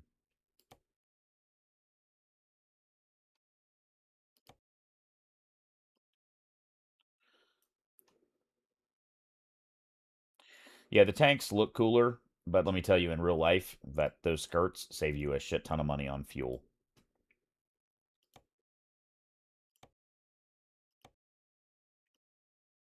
And in a real in I don't know whether the game actually calculates. It does calculate fuel economy, and there's an option for calculating real fuel economy, but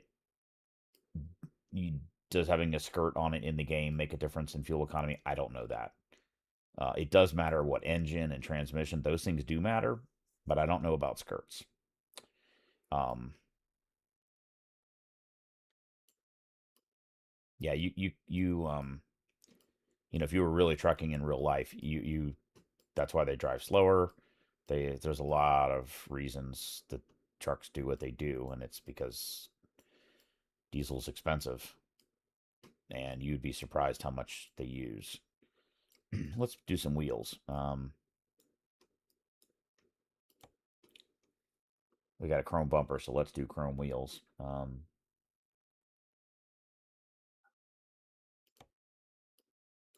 There's a few choices here of style. Sometimes I like to do the blacked out look on them too.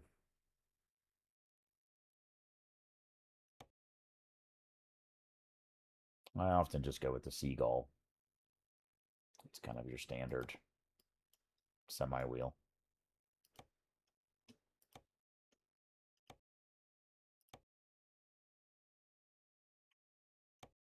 And just a personal preference on the.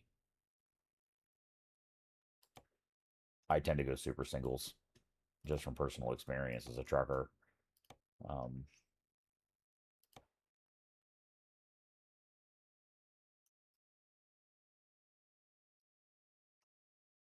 what wheel did you like? Those are the choices. Standard steely. Um, and you got a lot of them are kind of similar. And also, you can't see the wheel when you're driving, and even if you look at an external view when you're driving, it's just a blur. Progress is pretty cool looking too. I like that one. It's got little bigger openings in it.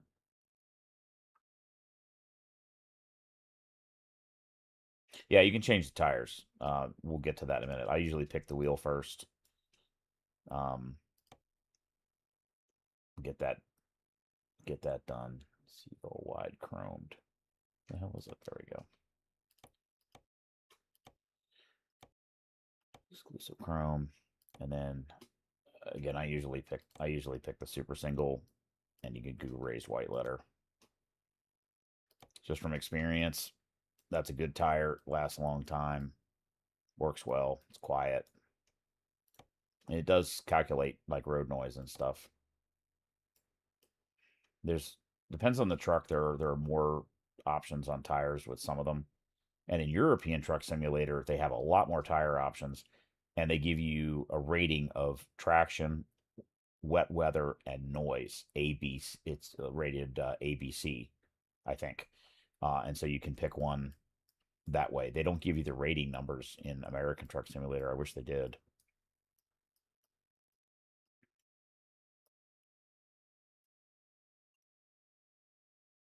No, you cannot adjust the suspension.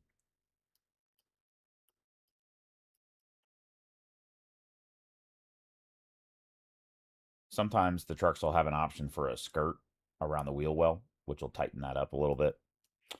Some of the trucks have doesn't have it on it. They'll have the thing called Flow Below, which is a real company, and it does an aerodynamic fill in between the wheels and in the back here. Can make a big difference in fuel economy. And some of them have covers over the wheels too, either individual humps or one cover, or the W900 has a bunch of choices for that. But this truck does. There's no option here for um, anything. So let's go inside and see what the options are. We got a stock shifter. What's this? Custom shifter. Okay. Well, I'm not going to pay $5,000 extra for a custom shifter that doesn't move in the game. um, and then this is like things you can change.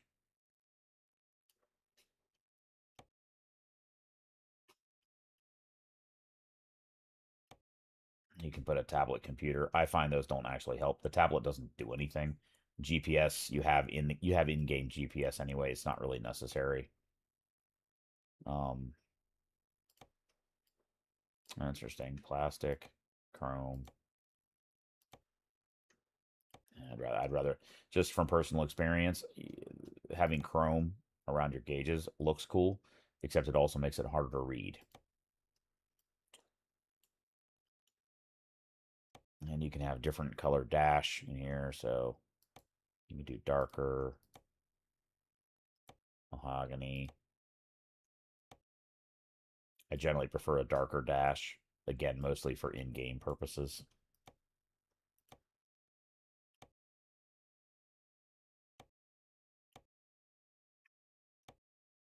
Kind of like that one. Although that one's $100 and that one's $1,000. GPS, windshield set. What this lets you do is hang a bunch of shit from your windshield. You can get dice and other air fresheners and shit dangling from your roof, which, in real life you could. It's nice to be able to customize, but in the game, having stuff like flopping around in front of your vision, it's more load on the GPU, and it's kind of annoying, honestly, at least for me. And mirror, dash cam, number plate. We can have a cat. Um, you can put a. Oh, is that the? Why is he facing that way?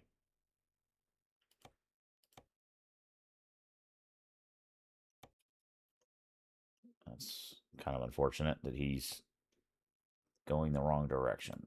Okay, let's see if we can move him.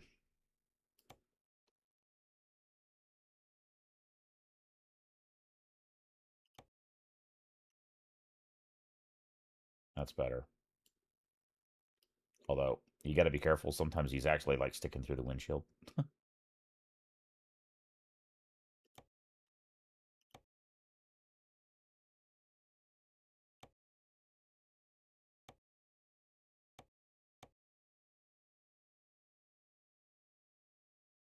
Yeah, you can put an animal. There's only a few choices on animal. You have the cat. Somebody has a dog option where you can put the dog in the front seat. The reality is, there's no semi that you can adjust the suspension on. The air ride in the back axle, you can raise and lower. In the U.S., it's mostly just dump it to the ground and bring it up to normal height. In Europe, you can adjust it incrementally to adjust for a trailer that's out of sequence. Um, I often don't bother with the cat, especially if there's only place to put him is like right in front of you because it's a distraction.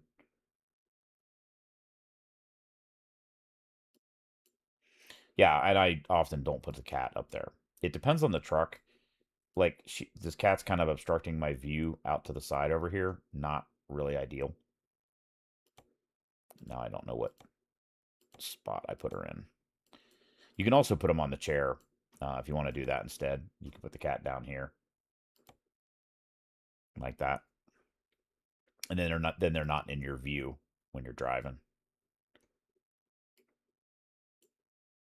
I don't know if there's a. I don't know that. I think I didn't load the dog. I didn't load the dog. Yeah. So you can put the cat down on the floor too if you wanted. I think that's it. Main mirrors, we did that already. There's nothing back there to do. So, bumper.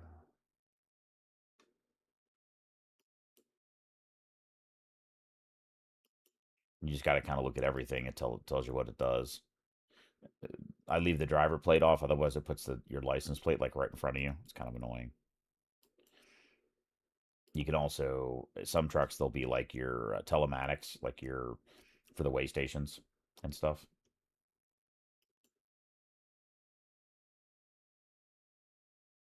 Yeah, you can do that. This is the stock steering wheel. There's a bunch of them in here. Um, I don't have that many in here because there's a ton of different steering wheels you can do. Generally, they're kind of when you're driving, they're kind of like this, and you don't really see them. So I don't normally worry about that, but it certainly does allow you to make your truck kind of match whatever you want.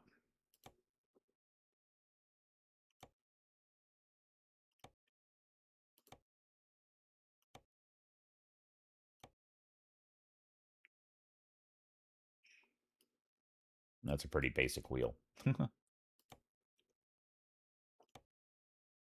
That's pretty good. It matches the dash. Could do leather. And again, the amount of the steering wheels vary a little bit with truck.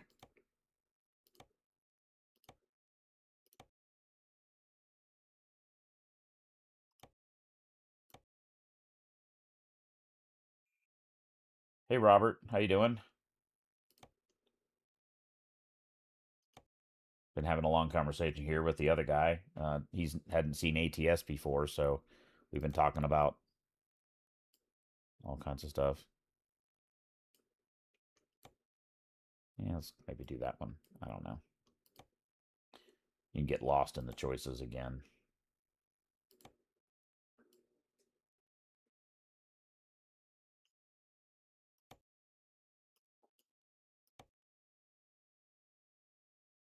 Maybe we'll just do that one. Black, it'll kind of hide. And again, you can always change things later. You don't have to permanently decide anything, you know. Okay, so we got the truck built. I always like to go through and just make sure that I've got the right engine that I wanted.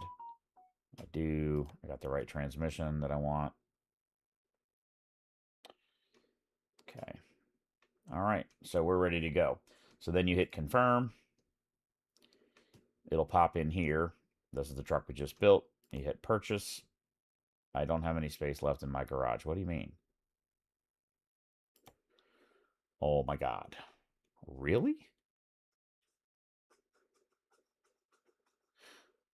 Well, guys, that sucks because I think when I exit out of here and go to fix that problem, this truck that we just built will not be in here anymore and we'll have to start over, which sucks. I thought I had one more spot in my garage, and I don't. Well, shit. There's nothing I can do about it. I don't know whether it'll... Well, that really blows. My secondary garage is right here, and it's only a 3-spot. Yep. Upgrade, yes, $100,000. Now I have 2 more spots, and maybe not enough money to buy the truck. God, that is a newbie mistake.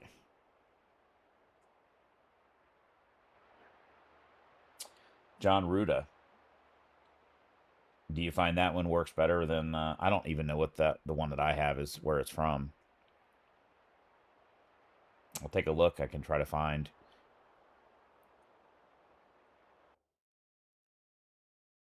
Okay.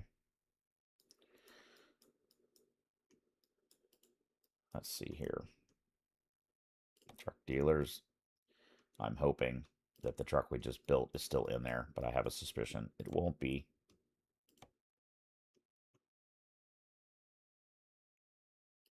Is it maybe in my fleet? It's not. Yay! So we did all that work for absolutely nothing. Although building it the second time doesn't take nearly as long because you know what you wanted to do. Oh, and actually, we don't... We only have $170,000 now. And I'm pretty sure that we were pretty close to that amount when we got finished building the truck. So, guys, I think I'm going to have to save building the other truck for another time. We'll have to do some more loads in the truck that we have.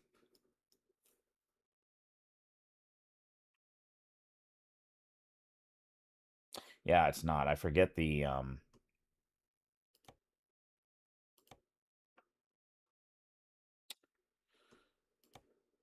let's see what it is.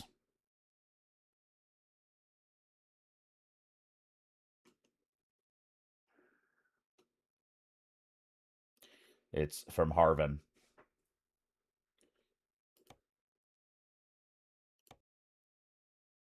Harvin, Lucasi, Poly Odd Fellow Faster. Harvin does a lot of trucks though. He's got a bunch of trucks that he's done. So I think that's why I picked that one, is because it was just a truck that I'd had experience. What was another truck that he built that was really cool? Um, it was the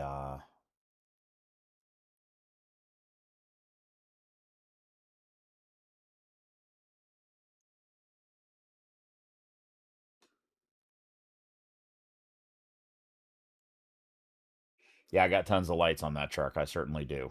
It was ridiculous. Um, yeah, he did the Freightliner Argosy, and he did the FLB, the one that I'm driving right now, and he did this International 9800, and he did the Mac R series. That's a cool truck. If you haven't driven that Mac R series, that's a fun truck to drive.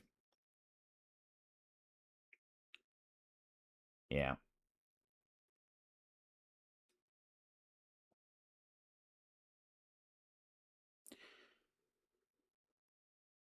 Yeah, I probably spent an hour building the current truck, the purple one that I'm driving now. I probably spent an hour. And the reason is that all the lights that are on the side of that truck, um,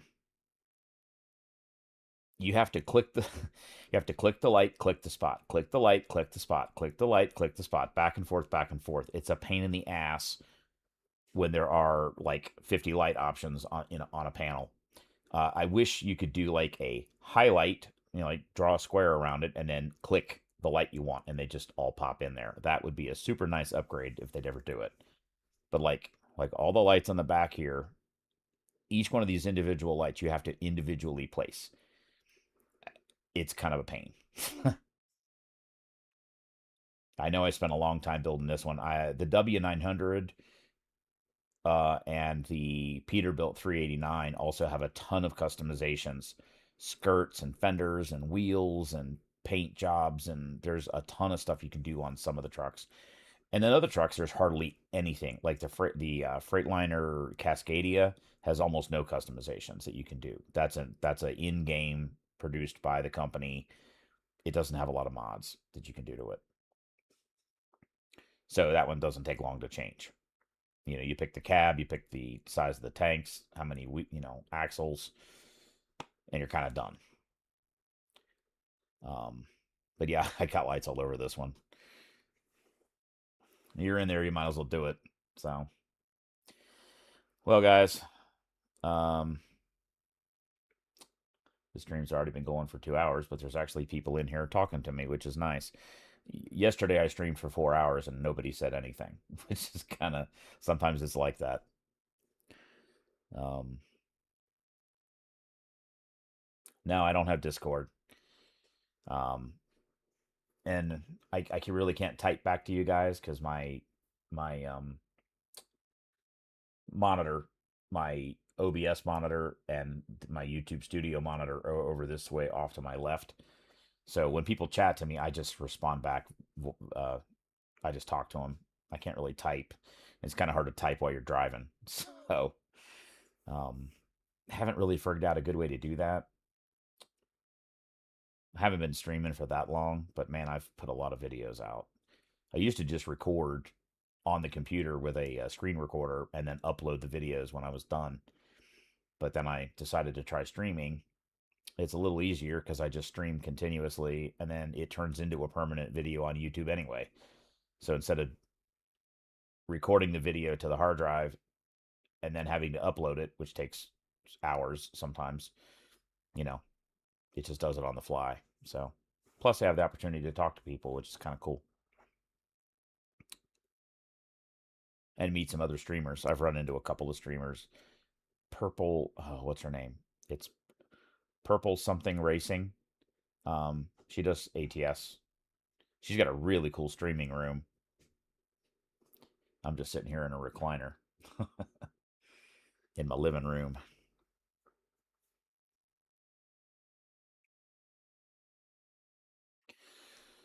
Well, let's see if we can find a load to do then. If we can't build that next truck yet, then we got to do another, uh, do some more loads. We already slept 3 times, so that won't get us any more money.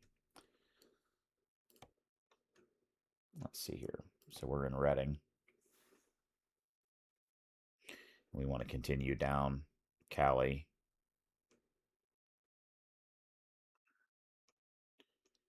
It's Fresno. It's a little farther down. Live cattle.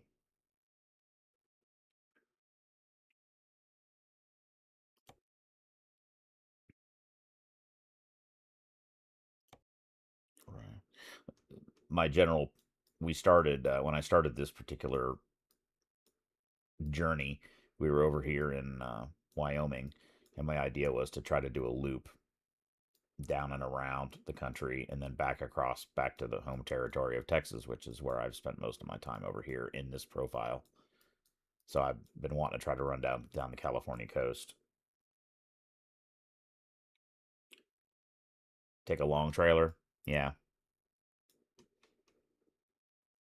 Um, if you can find one that pays the right amount and is going in the right direction. Oh, there's a long, pays 18,000, but that one before just paid $18,000 for like almost half the distance. Cattle haulers are kind of interesting.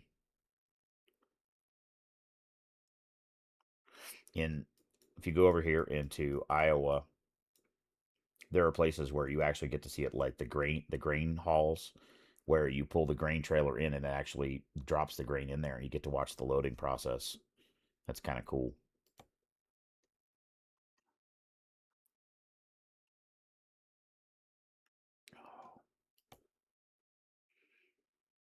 600 miles. It's a little longer than I maybe want to do today. Been at it for a couple hours already. 13.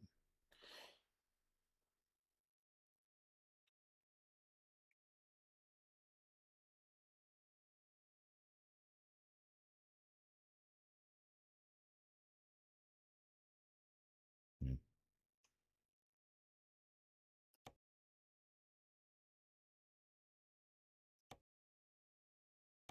No, wrong way.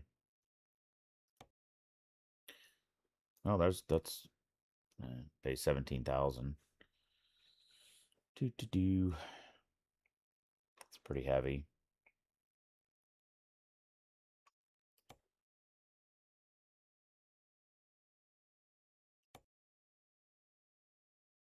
I think maybe we'll do that one.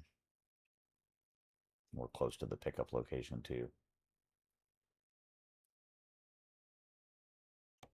All right.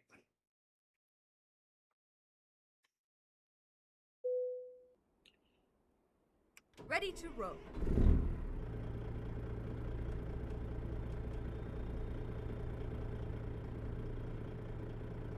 We already got fuel. The wood. Let's take a look.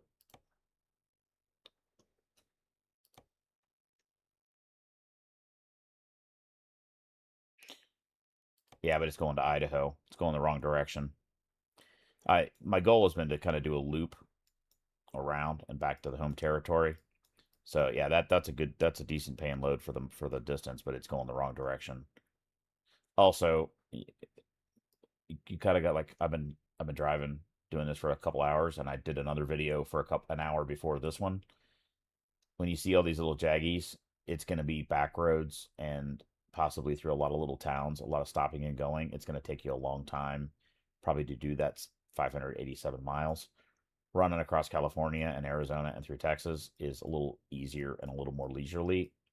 So it depends on what you're in the mood for. If you just started and you want something fun and complicated and scenic, this would be great. Also, it's 7 p.m., so it's going to be getting dark here pretty soon. So you wouldn't see anything anyway.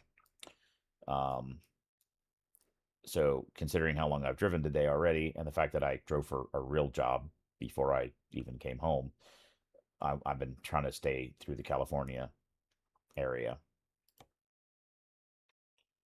So that's probably our next best one. This one pays a little bit more, but not worth the extra distance. Um, so we'll do that one. Okay, here we go. Okay, here we go. And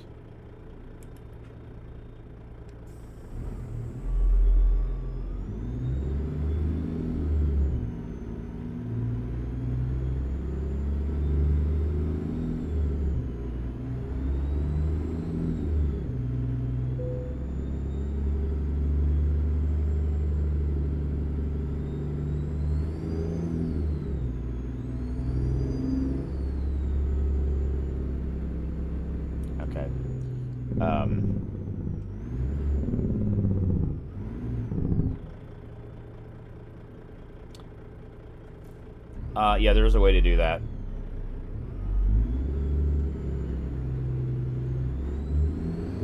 Turn right. That's a bit of a mixed bag, because there are times where she is absolutely annoying as hell, and then there's times where if you turn her off, you miss your turn. And the reason is once you get on the highway and start driving, it'll tell you keep right. It doesn't say. It's not like a real highway GPS, unfortunately. Keep left, and then turn left. So you kind of got to have her talk. You can't just go by what you're seeing on the map, or you will miss your turn. What you can do, though, and what I could do, is go in and change how loud she is. Where the hell is it?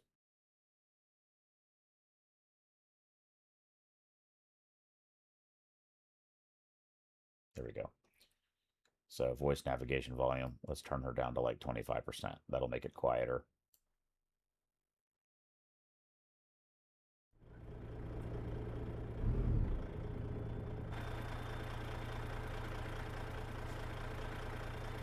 Yeah, it's one of my long-standing complaints in the game, is that the navigation is not realistic. And there are times where you have, like, the road will split into 3, and it waits too long to tell you where you need to be.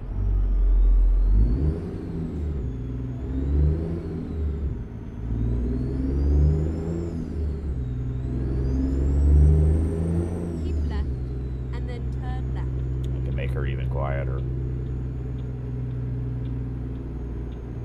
Turn left. As in too loud?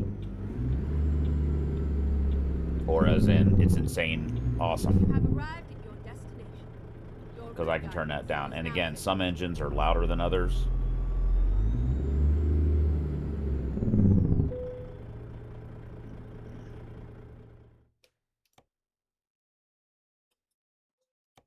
Time to get the job done. Time to get the job done.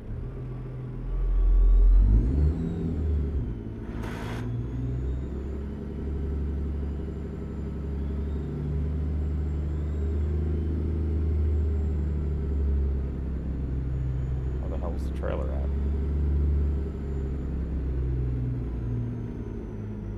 Oh, okay, like awesome. Yeah, it... Appreciate that. Yeah, it does. There's our trailer. Okay.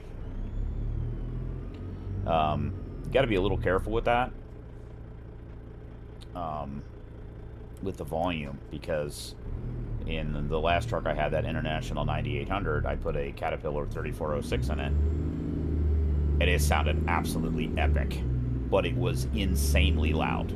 Like, I had to turn the volume in my headset down to like 25%. It was crazy loud. And I had to turn down the game volume output in OBS because it was overdriving the signal. You got little signal monitors in OBS telling you what the output is. You could also go into the game and just reduce the engine volume.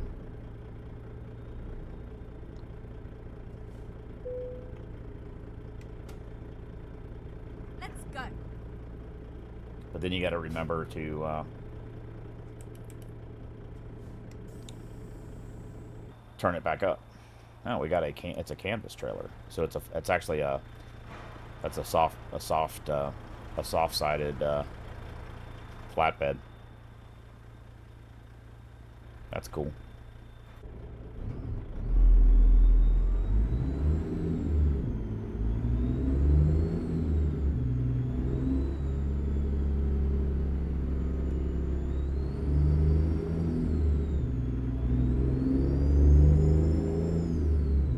Yeah, the engine in this one is from Z Mods, so I paid for it. It was an engine pack for a Detroit 60 series. It's a 14-liter version. With it gave the description it gave the description.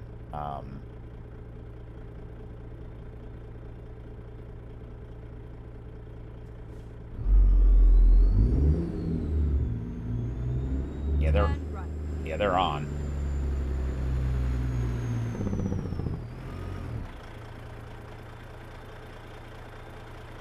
It's just not quite dark yet.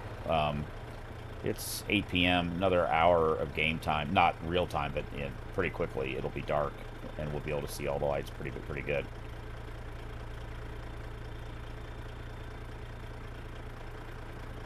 And you got your turn signals.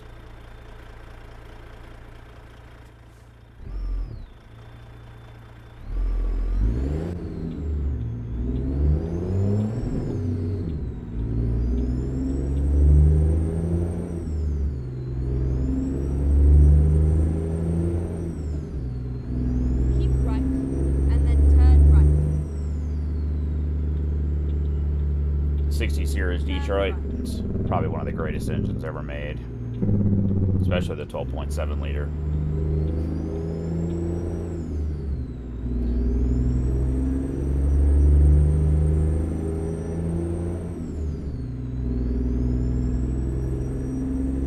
Yeah, time moves forward in the game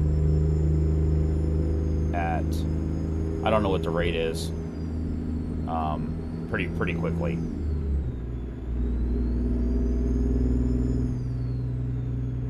Most of the Z-Mod engine packs and sound packs are in the $5 to $7 range, something like that. Some of them are more. That's a little more complicated because you got to go to their website, pay, download it, and then you got to And then turn left. unzip it and then move those files into the ATS directory. Turn left. And then you go in and they'll show up in the list of mods, and then you got to apply them like any other mod.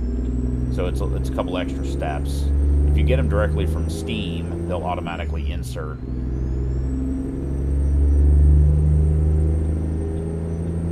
But Z-Mods, you know, they take a lot of, it's some effort for them. They, this engine was recorded from a real truck, and they give you the details of what the truck was, what kind of exhaust it had, and they record the engine at 100 RPM increments. So as the RPM goes up, you get a very realistic representation of what that engine sounds like. Oh, we got to pull into the way station.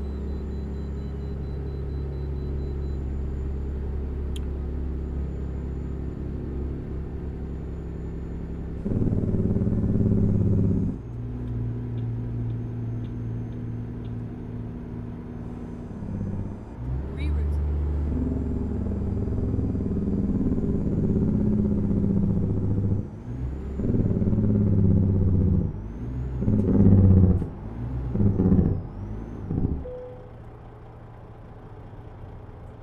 £81,480, which we are over gross. You would get a ticket, and they would shut you down in real life.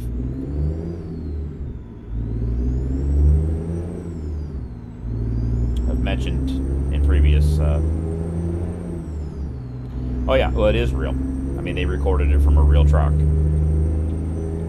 and that's what you're paying for. I mean, they had to go out in somebody's semi and pulling a real load under real stress, you know, make a high quality digital recording, and then process it in a way that they could upload it and make it work with ATS. So there's work involved on their part. You can go to Z-Mod's website and look around and see what they have.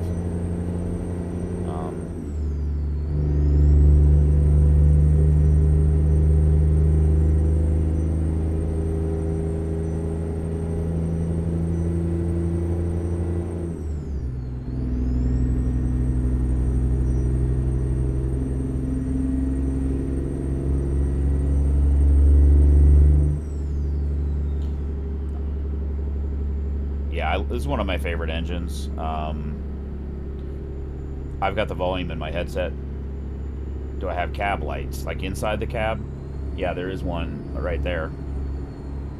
And you can change the color of those so that you have like an interior blue or red or green or whatever you choose.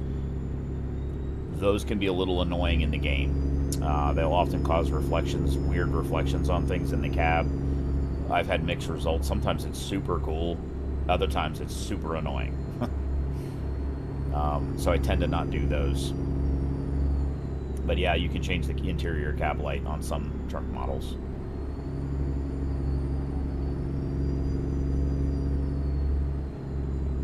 Yeah, a lot of real truckers, they have these cool, I think they're called pineapple lights, and they have this really distinctive light spread. They look like a cone-shaped light bulb. They're really cool looking. I wish they had those in the game because they look really cool on exterior lights and interior lights, but unfortunately they don't have them.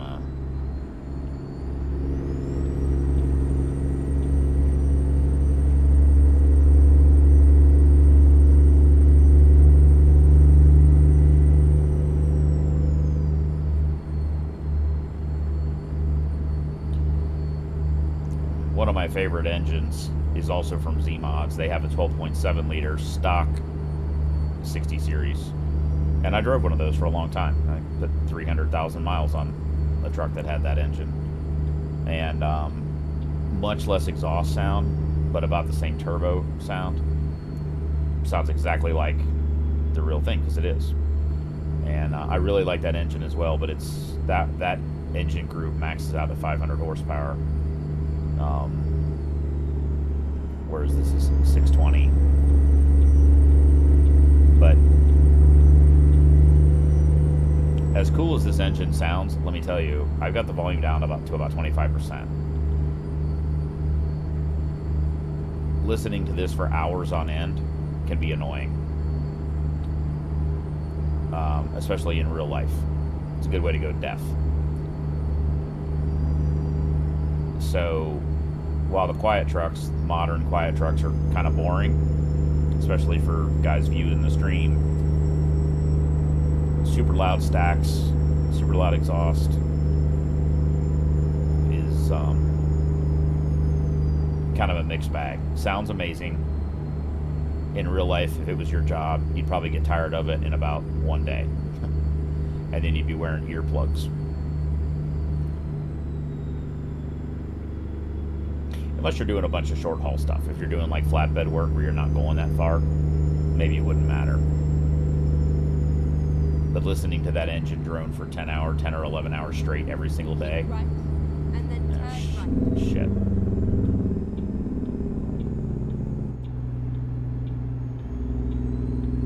Turn right.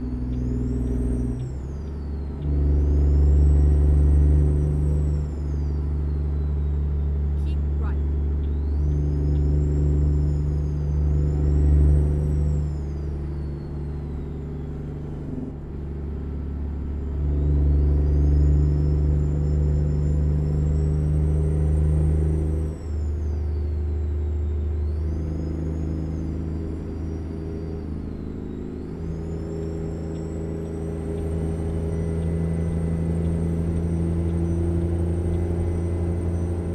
Keep left.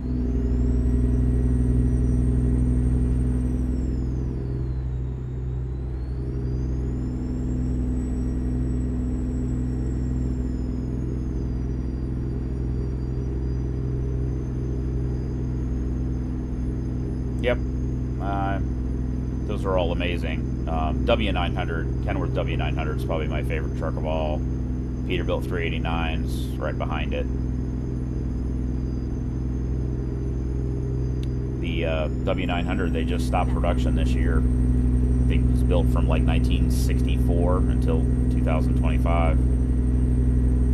What did she say? Did she say keep right? No.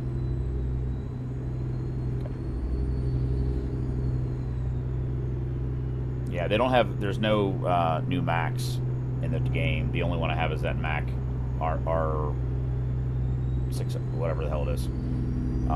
It's a super cool truck, but I used to haul for Volvo Mac, and just so you know, Mac trucks are now, it's owned by Volvo. They merged quite a long time ago, and most of the new Macs, the modern Macs, are basically a Volvo with a different hood to make it look different. Wow, that's funny. That you live in Reading. That's funny. Yeah, it's always fun when you're driving ATS and you drive through your hometown, see landmarks that they put in or didn't put in. I'm in West Texas, so it's same for me.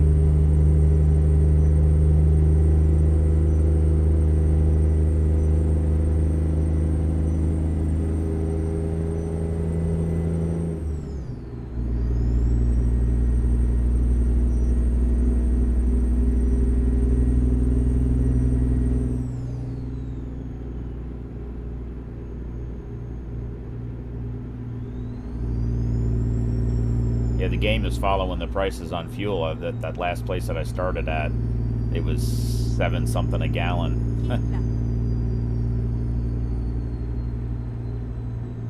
It's like, well, I definitely know I'm in California. We're at about 5.20 a gallon here in West Texas for diesel.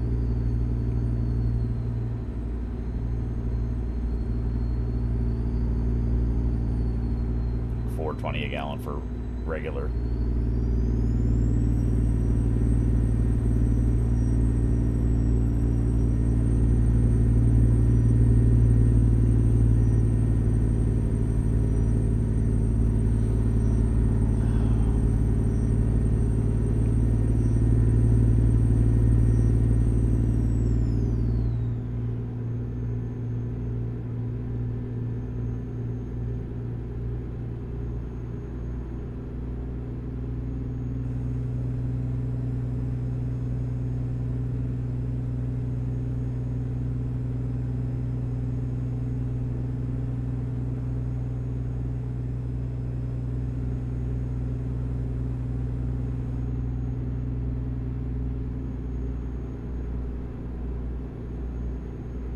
There's supposed to be a you can get the demo on Steam.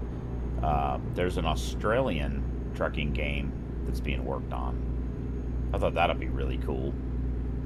Keep left. Some of the road trains and things that they have.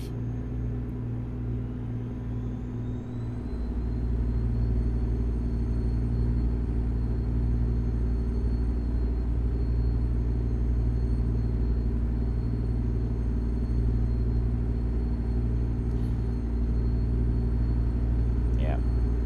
You were mentioning about the Euro trucks. European Truck Simulator is also pretty fun in a different way. And the trucks are totally different.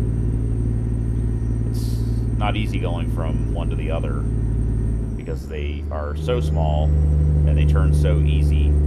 It's a challenge to back up because they're so easy to back up.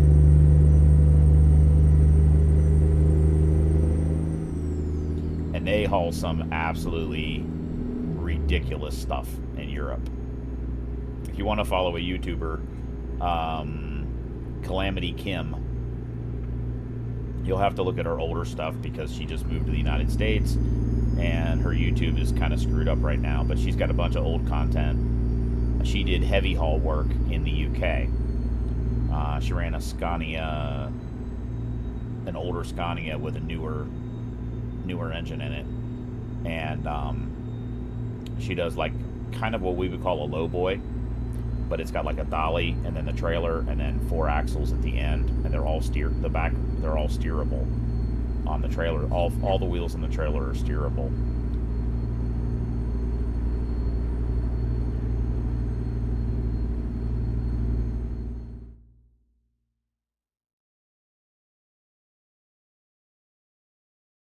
Yep, that's why the front looks similar, because it's essentially a Volvo on the interior. The hood's different. There's some styling differences, and I think the interior is a little different. Um, Papatoa asked if that the Mac and the Volvo look so similar, and that's the reason they do. The merge, you'll have to look it up, but the merge happened a long time ago. Um,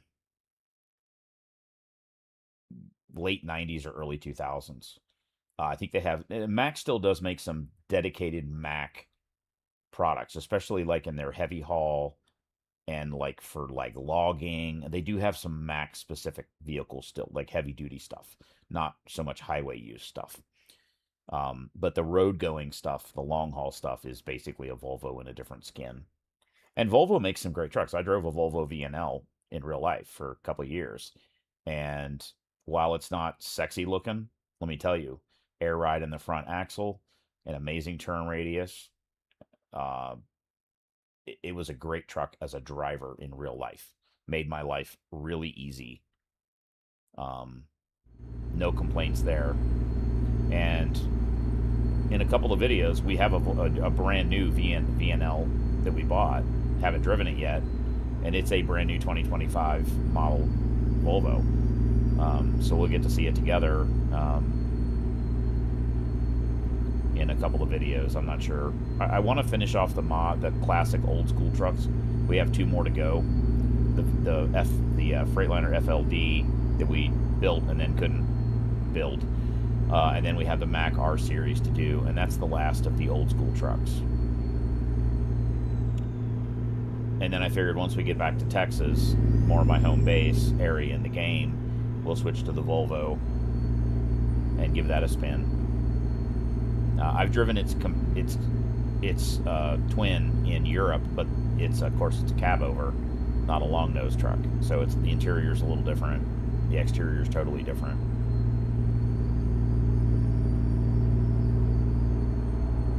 But as I was mentioning about the heavy haul stuff in Europe, Scania, Volvo, they just absolutely outclass us in every single way. As far as what they haul, the equipment that they use. You may not like the style of those trucks, but they do unbelievable work.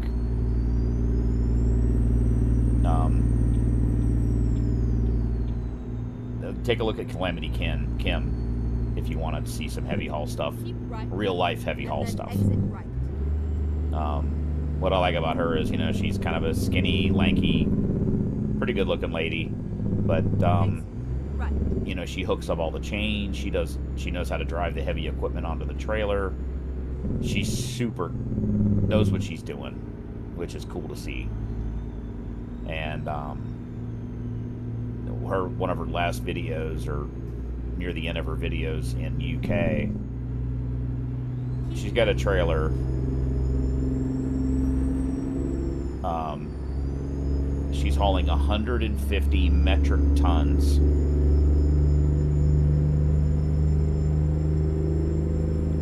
on a trailer that you could drive through London with steerable axle. It's basically a little bigger than a 53-foot trailer, and it's got 150 metric tons sitting on it. It's wild. Her Scania is making like 780 horsepower. It's crazy stuff.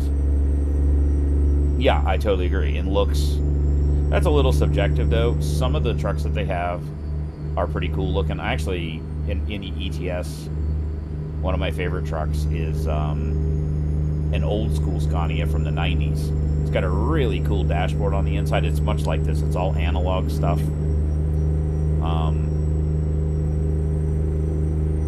I mean, we're driving a Cabover right here. The US had nothing but Cabovers also. And the reason is the same reason they drive them. We had length laws in the United States. So the entire length of the truck from front to the end of the trailer could only be so long. So that's why we did Cabovers. They still have those regulations in Europe, and that's why they still drive Cabovers.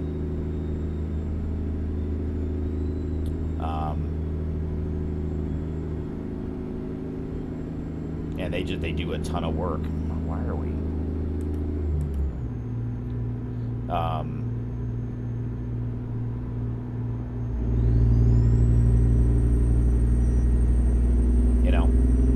They got to use the right tool for the job out there. But they have a lot of different regulations. Here, you can do 34,000 pounds on both wheels together. So it's like 17,000 or whatever that is.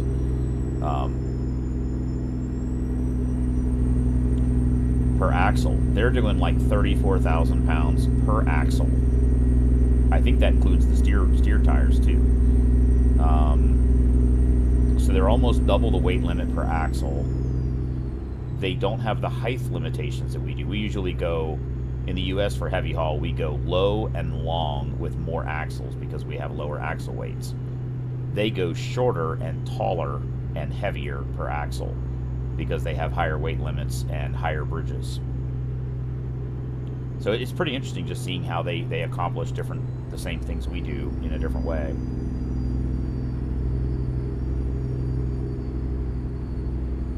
Yeah, it comes down to personal preference on the way they look. But in Europe, mainland Europe, they're all cabovers, or the vast majority are, because they have to be. There's no choice. It's just regulatory.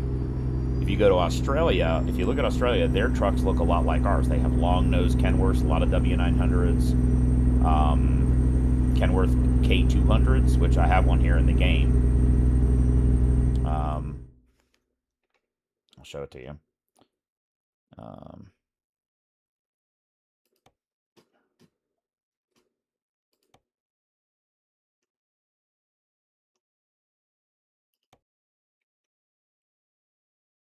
So this is a Kenworth K200. And they use these in Australia. This is a super cool truck. Not a lot of customizations with it that you can do. It's the sequel to this truck.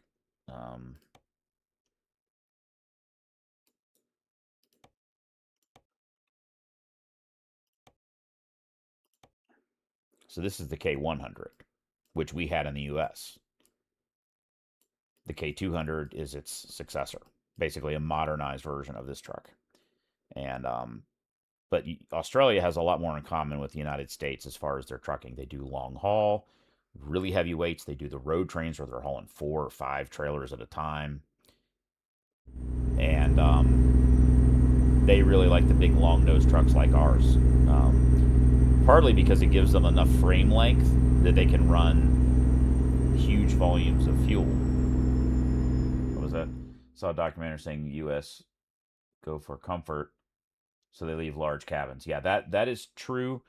We have bigger sleepers, and I think if Scania, which is a European truck, Scania is talking about coming into the United States. You can look on YouTube. There's a guy named Bruce Wilson who is kind of working with Scania. They went to the Scania. They did a whole series where they built a truck to show in the United States. So they did some things, made the truck, brought it to the U.S., and right now it's touring the U.S. truck shows to get an idea of whether American drivers would be interested in that product.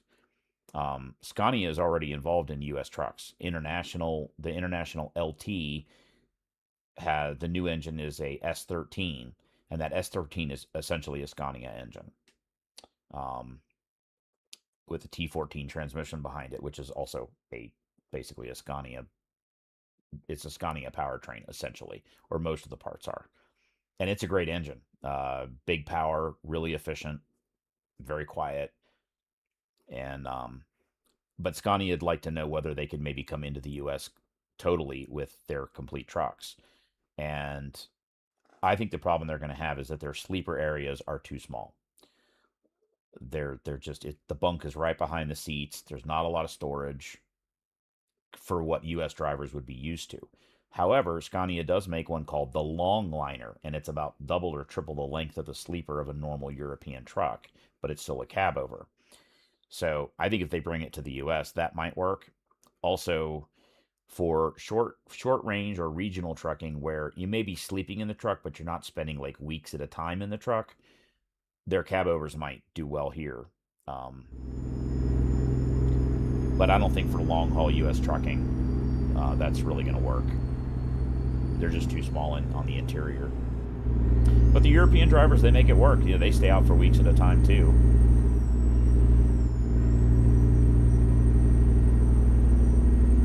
Yeah, it's the blue Scania. Yeah, and that old-time trucker hates it. Yeah, you're right. But that old-time trucker hates everything. So I don't know how much that says. You know, if it doesn't have 18 speeds and he's kind of set in his ways, which I get, I understand. You know, he hates automatic transmissions and anything new. I totally get it. We all like what we like.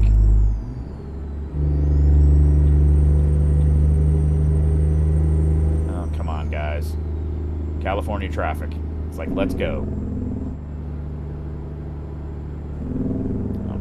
close to that guy. Don't do that in real life, guys. Don't hang that close to a truck, to a car. Yeah, he's got that blue Scania that he's traveling around the country with, and I think for certain use cases, they would absolutely be amazing. One thing is the driver comfort on a Scania. You got suspension on all four corners of the cab. They ride like you're on a cloud.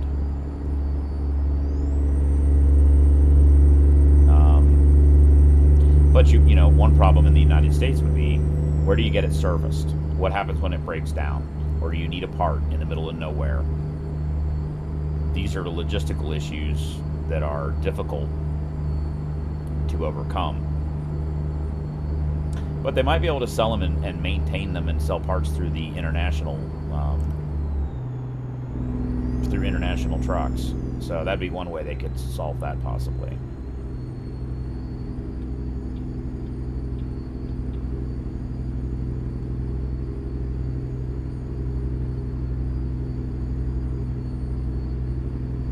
Yeah, he gets in the truck and starts looking for the clutch. Yep. You know, and things are already shifting in Europe. Another great YouTuber is called Electric Trucker. Trucks are going to go electric in Europe.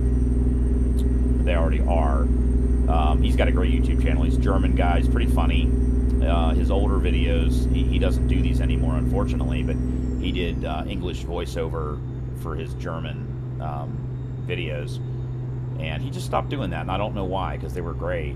And he started driving a semi, and like 2 or 3 weeks after he got his license, he switched to electric, and he's kind of like, he's had interviews with like big government people at this point. His experience with multiple brands and charging networks and is kind of interesting to see how that has progressed in Europe.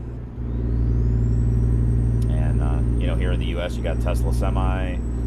There are some others also entering that game. And for regional haul, short haul, it's probably the way it's going to go. No more great engine and turbo sounds, unfortunately, but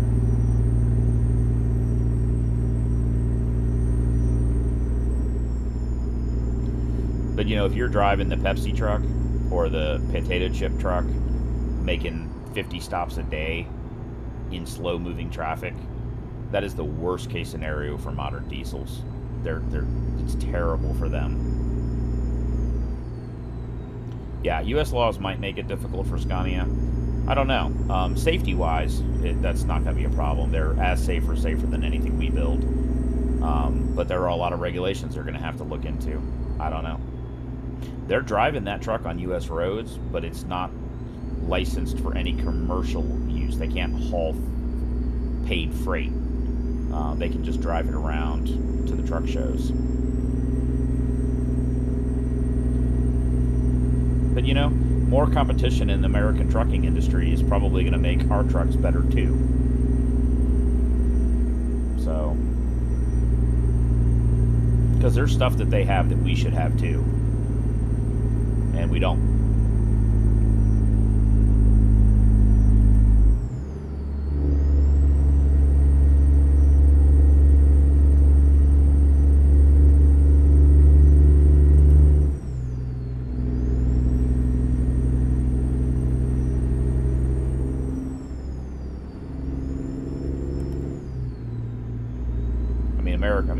I was a truck driver for a long time. My first truck was an old Freightliner Century with a 12.7 liter 60 series Detroit, and that thing was a rattle trap. It rattled and made all kinds of noises, but I never had a mechanical failure. They gave me that truck with 600,000 miles on it, and I turned it in. It had 960,000 on it. Still got about 8 miles per gallon.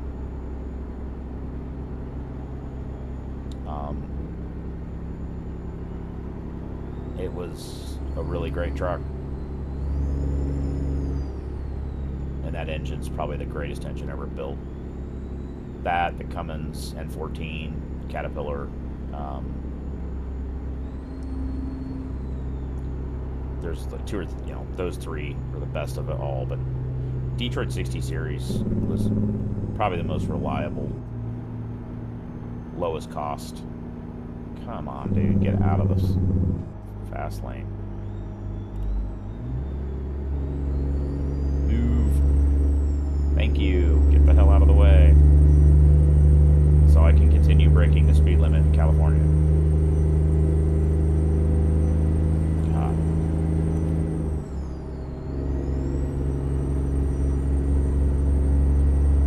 Shit, we're 9 miles from our delivery.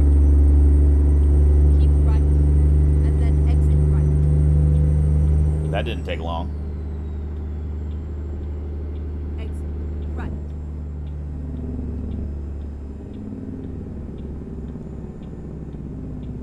Keep right, and then turn right. Turn right. I look down at the GPS and we're like 9 miles from our delivery, and I'm like, oh shit, we need to get over to the right lane. Keep left, and then turn left. Turn left.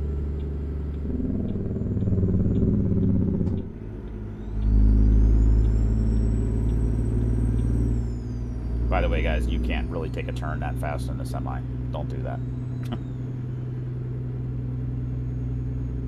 At the roundabout, take the third exit.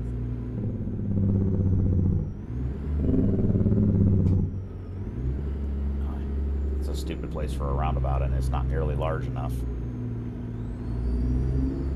Why the hell you would put a roundabout that small right next to a major commercial zone is beyond me. Oh, because it's not a commercial zone, it's a Target warehouse. This is where it ends. This is where it ends. That's true. No. I missed it. I went too far.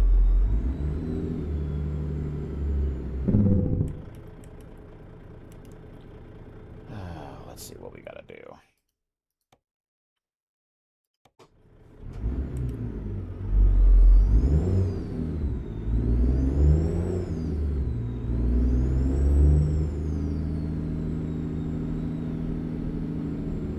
Where are we parking at? Probably on the other side over here. Yep, right there.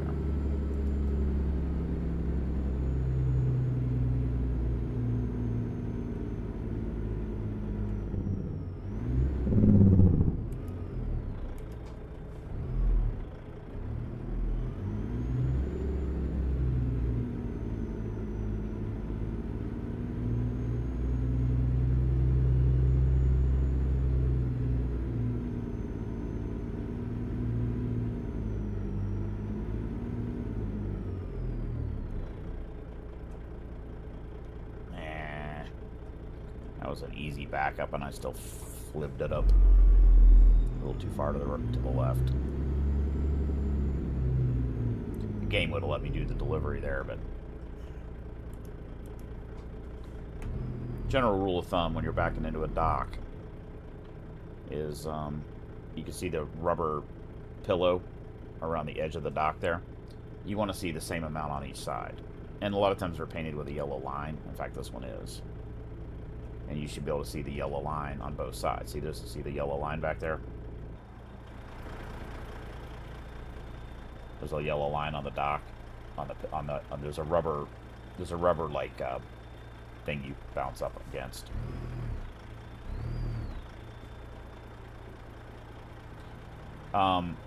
Yes, there is a way to do that.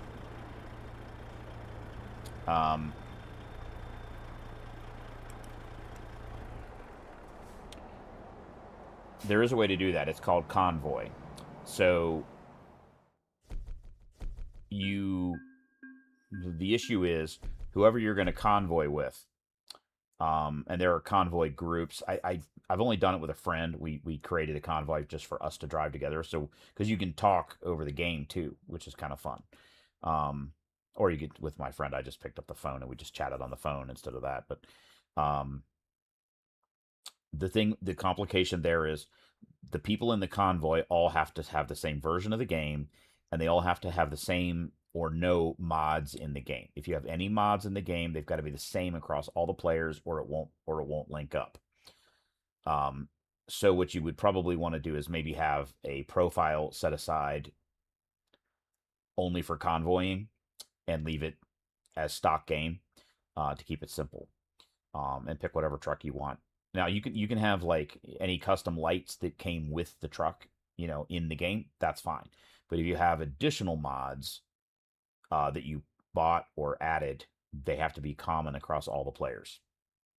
That's fun though, and you can follow each other. You know, um, talk with each other. There's music stations you can play to. I don't do that because you'll get a copyright strike on YouTube if you play music, so I don't do that. But yeah, it's a big wide world. There's a lot to do. The game's been out for a long time.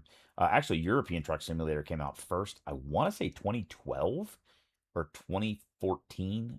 It's 12 or 14. And ATS came out after, but ATS has actually become larger just because the country's bigger. And the people in Europe probably are more interested in driving American Truck Simulator. And I think most Americans get frustrated driving European Truck Simulator because it's just so weird for us. Much easier to go from European Truck Simulator to ATS because faster speeds, bigger roads. You got to really pay attention when you go from American Truck Simulator to European Truck Simulator. You got to slow down, take your time. Takes a lot longer to get anywhere. um,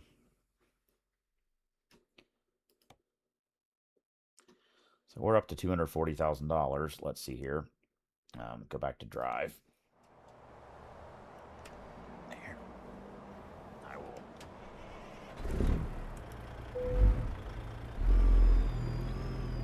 I will show you guys a little trick. It's cheating. You can fly through the air in the game. So right across the street there, if you look at, oh, you guys can't see the map. Right across the street is a a truck stop with parking to sleep. That's the icon for sleeping. Obviously, I could just drive across the street. It's pretty close. But let's say the next sleep station was like way the hell over here, and you just don't feel like driving over there. For whatever reason, you don't feel like driving someplace. You can cheat. And you can fly through the air. I'll show you. So you hit 0, which is external view. You're actually under the truck. And then you use your number pad here, 9 number pad. You go up in the air. Number 8 forward, and you use your mouse. To steer. And then you go forward, and your scroll wheel makes you go faster, and the other way makes you go slower.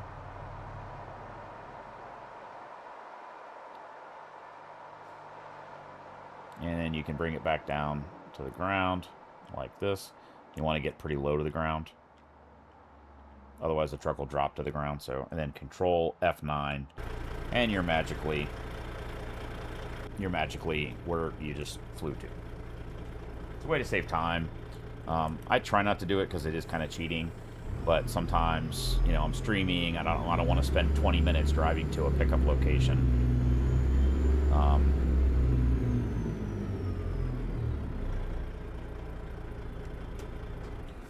$7.52 a gallon for diesel because we're in California.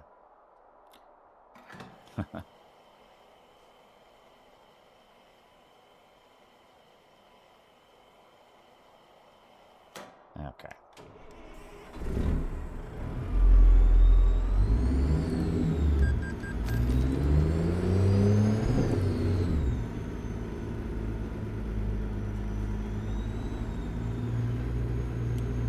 So we're going to take a sleep break here, which will let us make a little extra money. We probably have enough money to buy that truck, but I'm just going to sleep 3 times. So we actually didn't make any money that time.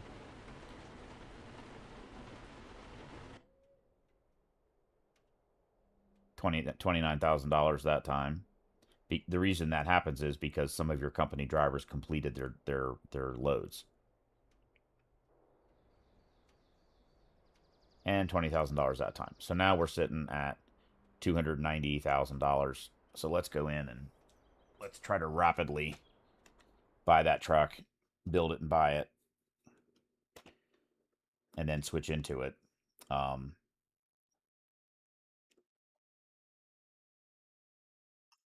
so it kind of sucks that we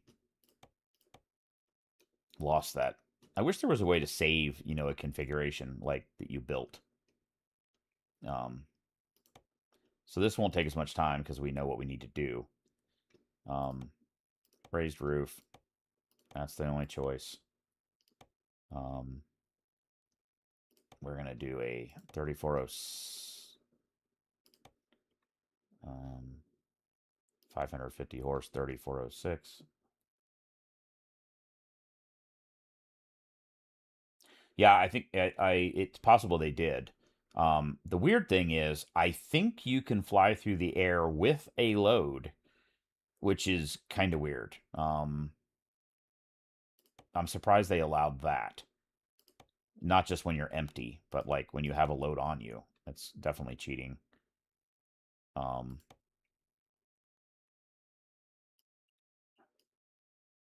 but it is super handy for getting around in a city, or you just want to, get somewhere quick. There's the transmission we wanted. The color we picked was that Morello. Customizations. Bumper. No, it was bulk.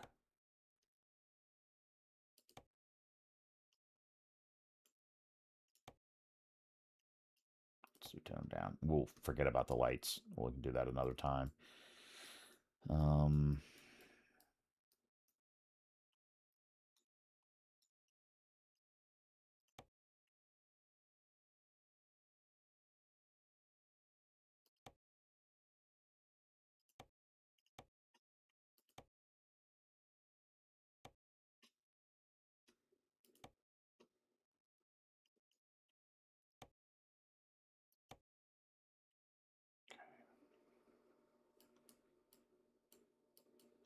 I'm not going to go hog wild because I'm kind of tired, guys. I've been up since like 9. I've been up like more than 13 hours.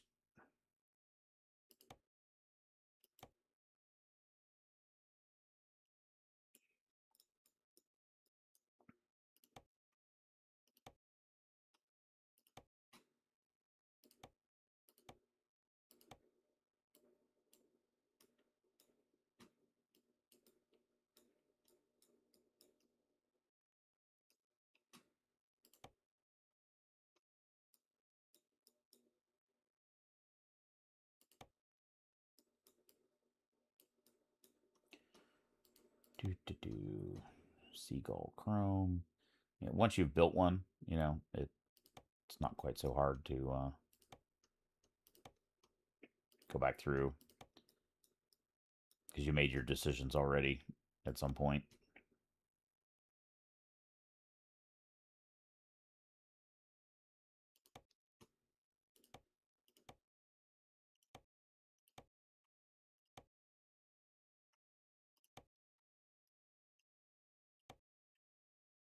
And once you get in here and you know what you're doing, it's not that hard to you kind of learn where everything is and how to do it.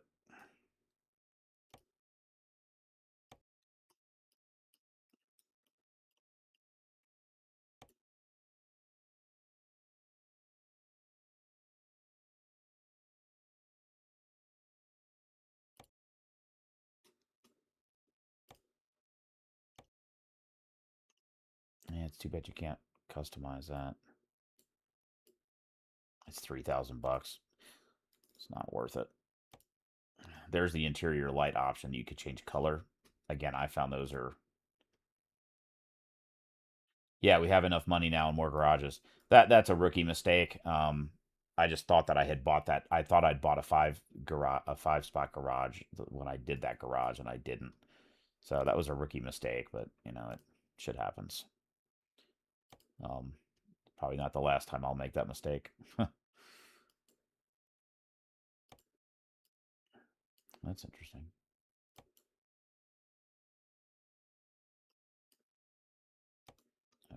It's already selected. Okay. Oh, that's cool. Brushed aluminum side lights. So you can put lights down the side. That's kind of cool.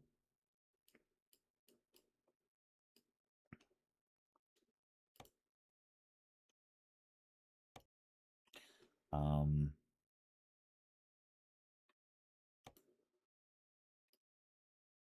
that puts lights on the back of the arrow. White lights. You can do plastic wings, tone chrome wings. Let's do the arrow lights. I'll do amber. Amber will go better with these.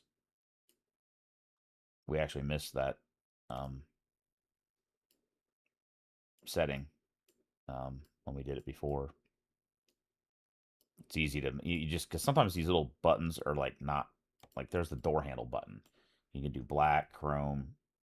You know, there's sometimes they're not obviously where they should be.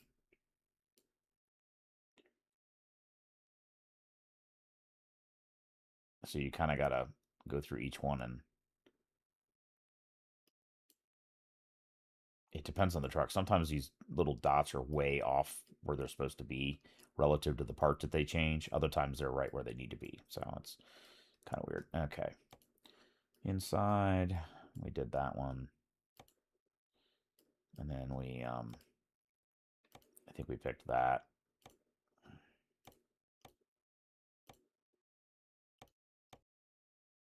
Maybe just go with a black wheel. Again, it's not that important that you get all this stuff. You can always change that stuff later. What you don't want to do on the big parts like the engine and transmission. So let's say you buy an engine for $50,000. You choose an engine. If you change it later, you'll get about half of the value back, but so it can get expensive on that front. Let's just put the cat in the seat.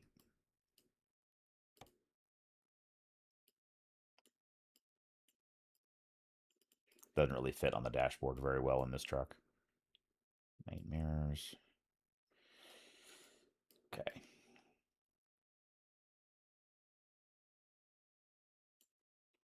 All right. So we got more than enough money. What's that? The hell is a parrot? No, it's like a blue parrot thing. It doesn't do anything. You're spending $1,000 for a device that I don't think does anything. I don't know. You got to really be careful what you spend money on. Sometimes it's dumb. You put a CB. There's a couple different ones. We actually might do that. I wonder where the wire is not hanging down. This one has the speaker right here.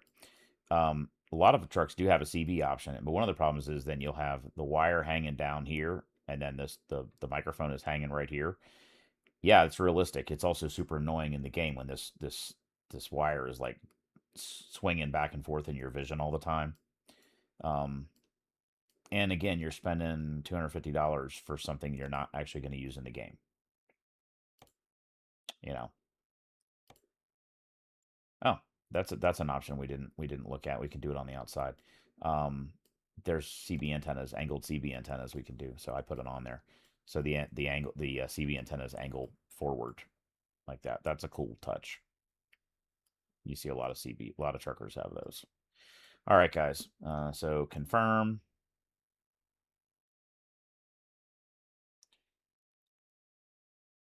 Purchase. Where do you want to send it? To there. We'll get there. Okay. Truck is purchased. Now it's available to drive. Um, and I want to continue on my journey where we are. So now it kind of sucks because we're in Santa Maria. First thing I want to do is make sure that I can actually quick travel to Santa Maria.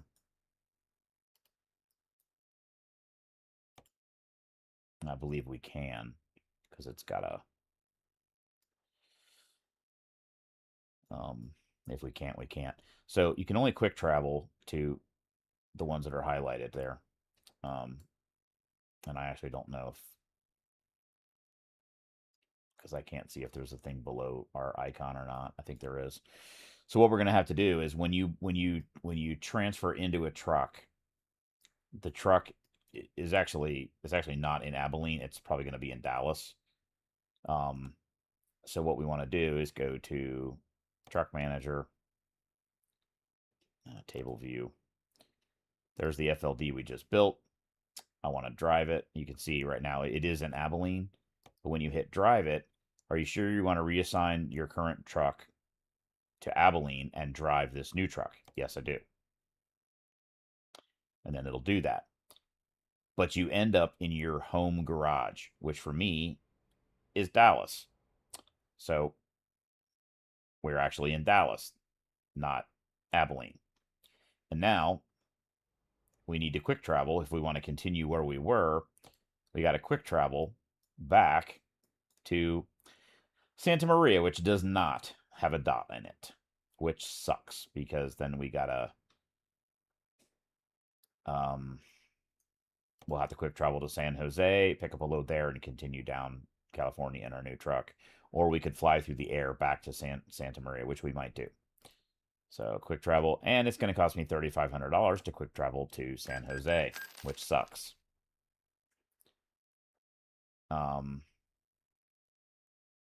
Normally you wouldn't do that. You would just continue driving, wherever your headquarters were. But because I have this idea that I want to do this big loop around the perimeter, I'm sticking to that. So what we can do actually is we can navigate. Well, first of all, we got to just see if there's a good load right here. Because if there is, we'll just continue our trip from here. San Jose.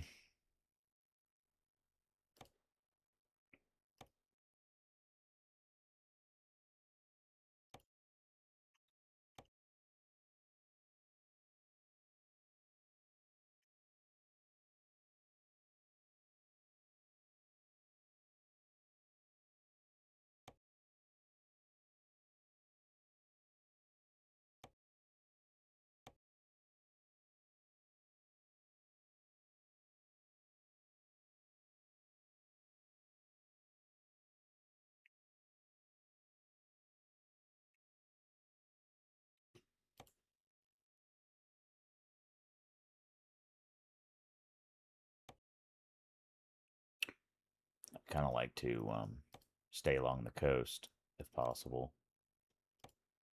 Maybe we'll just take that one. Doesn't pay as much, but it's also pretty short. And it takes us back to right where we were.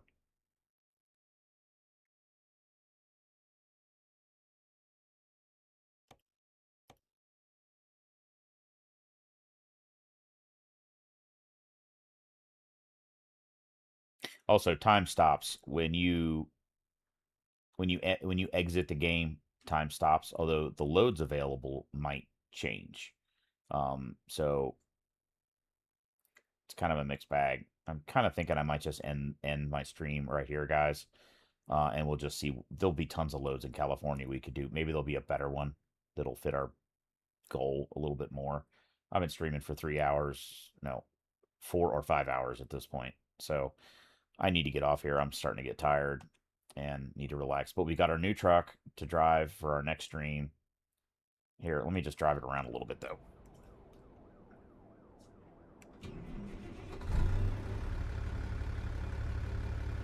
So you guys can at least hear it. We need to adjust the mirrors, for one thing. So there's a control for that. Adjust seat. One way to test that is look to the left, and if you can see out the window, you're not. If the B pillar isn't obstructing you, then your seat's probably in a good location. You can adjust your field of view. I usually do between 70 and 72. You kind of want to see the edge of the mirrors, so you only have to look a little bit left to see the mirrors.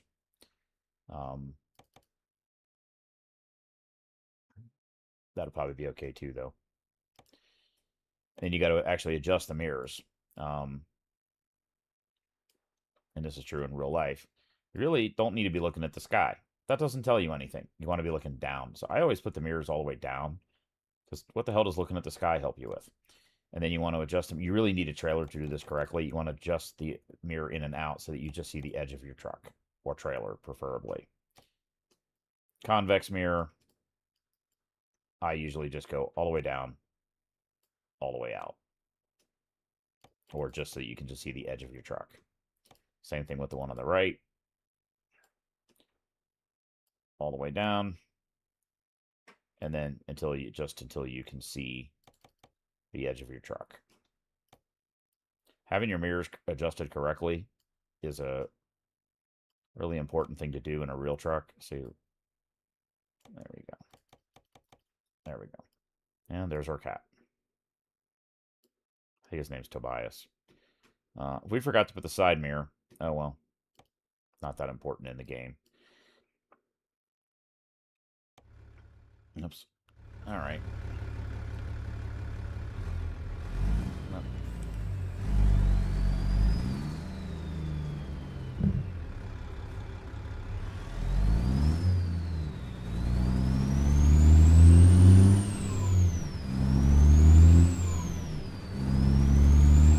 Oh, got to be careful. If you run into those red X's, the orange X's, you'll crash. You don't actually crash. You just bounce off of them. That was a dead end road.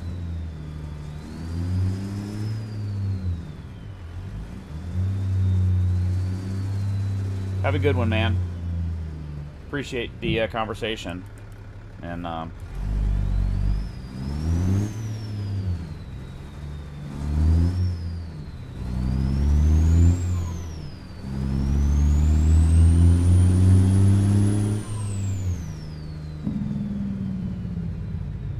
so that's our new truck.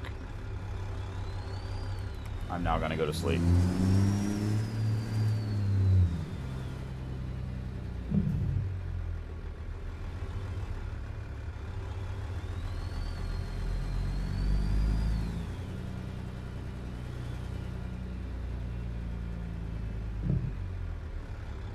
So, have a good one, guys. Take care and be safe out there. Appreciate everybody that was watching and commenting and having great conversations with me.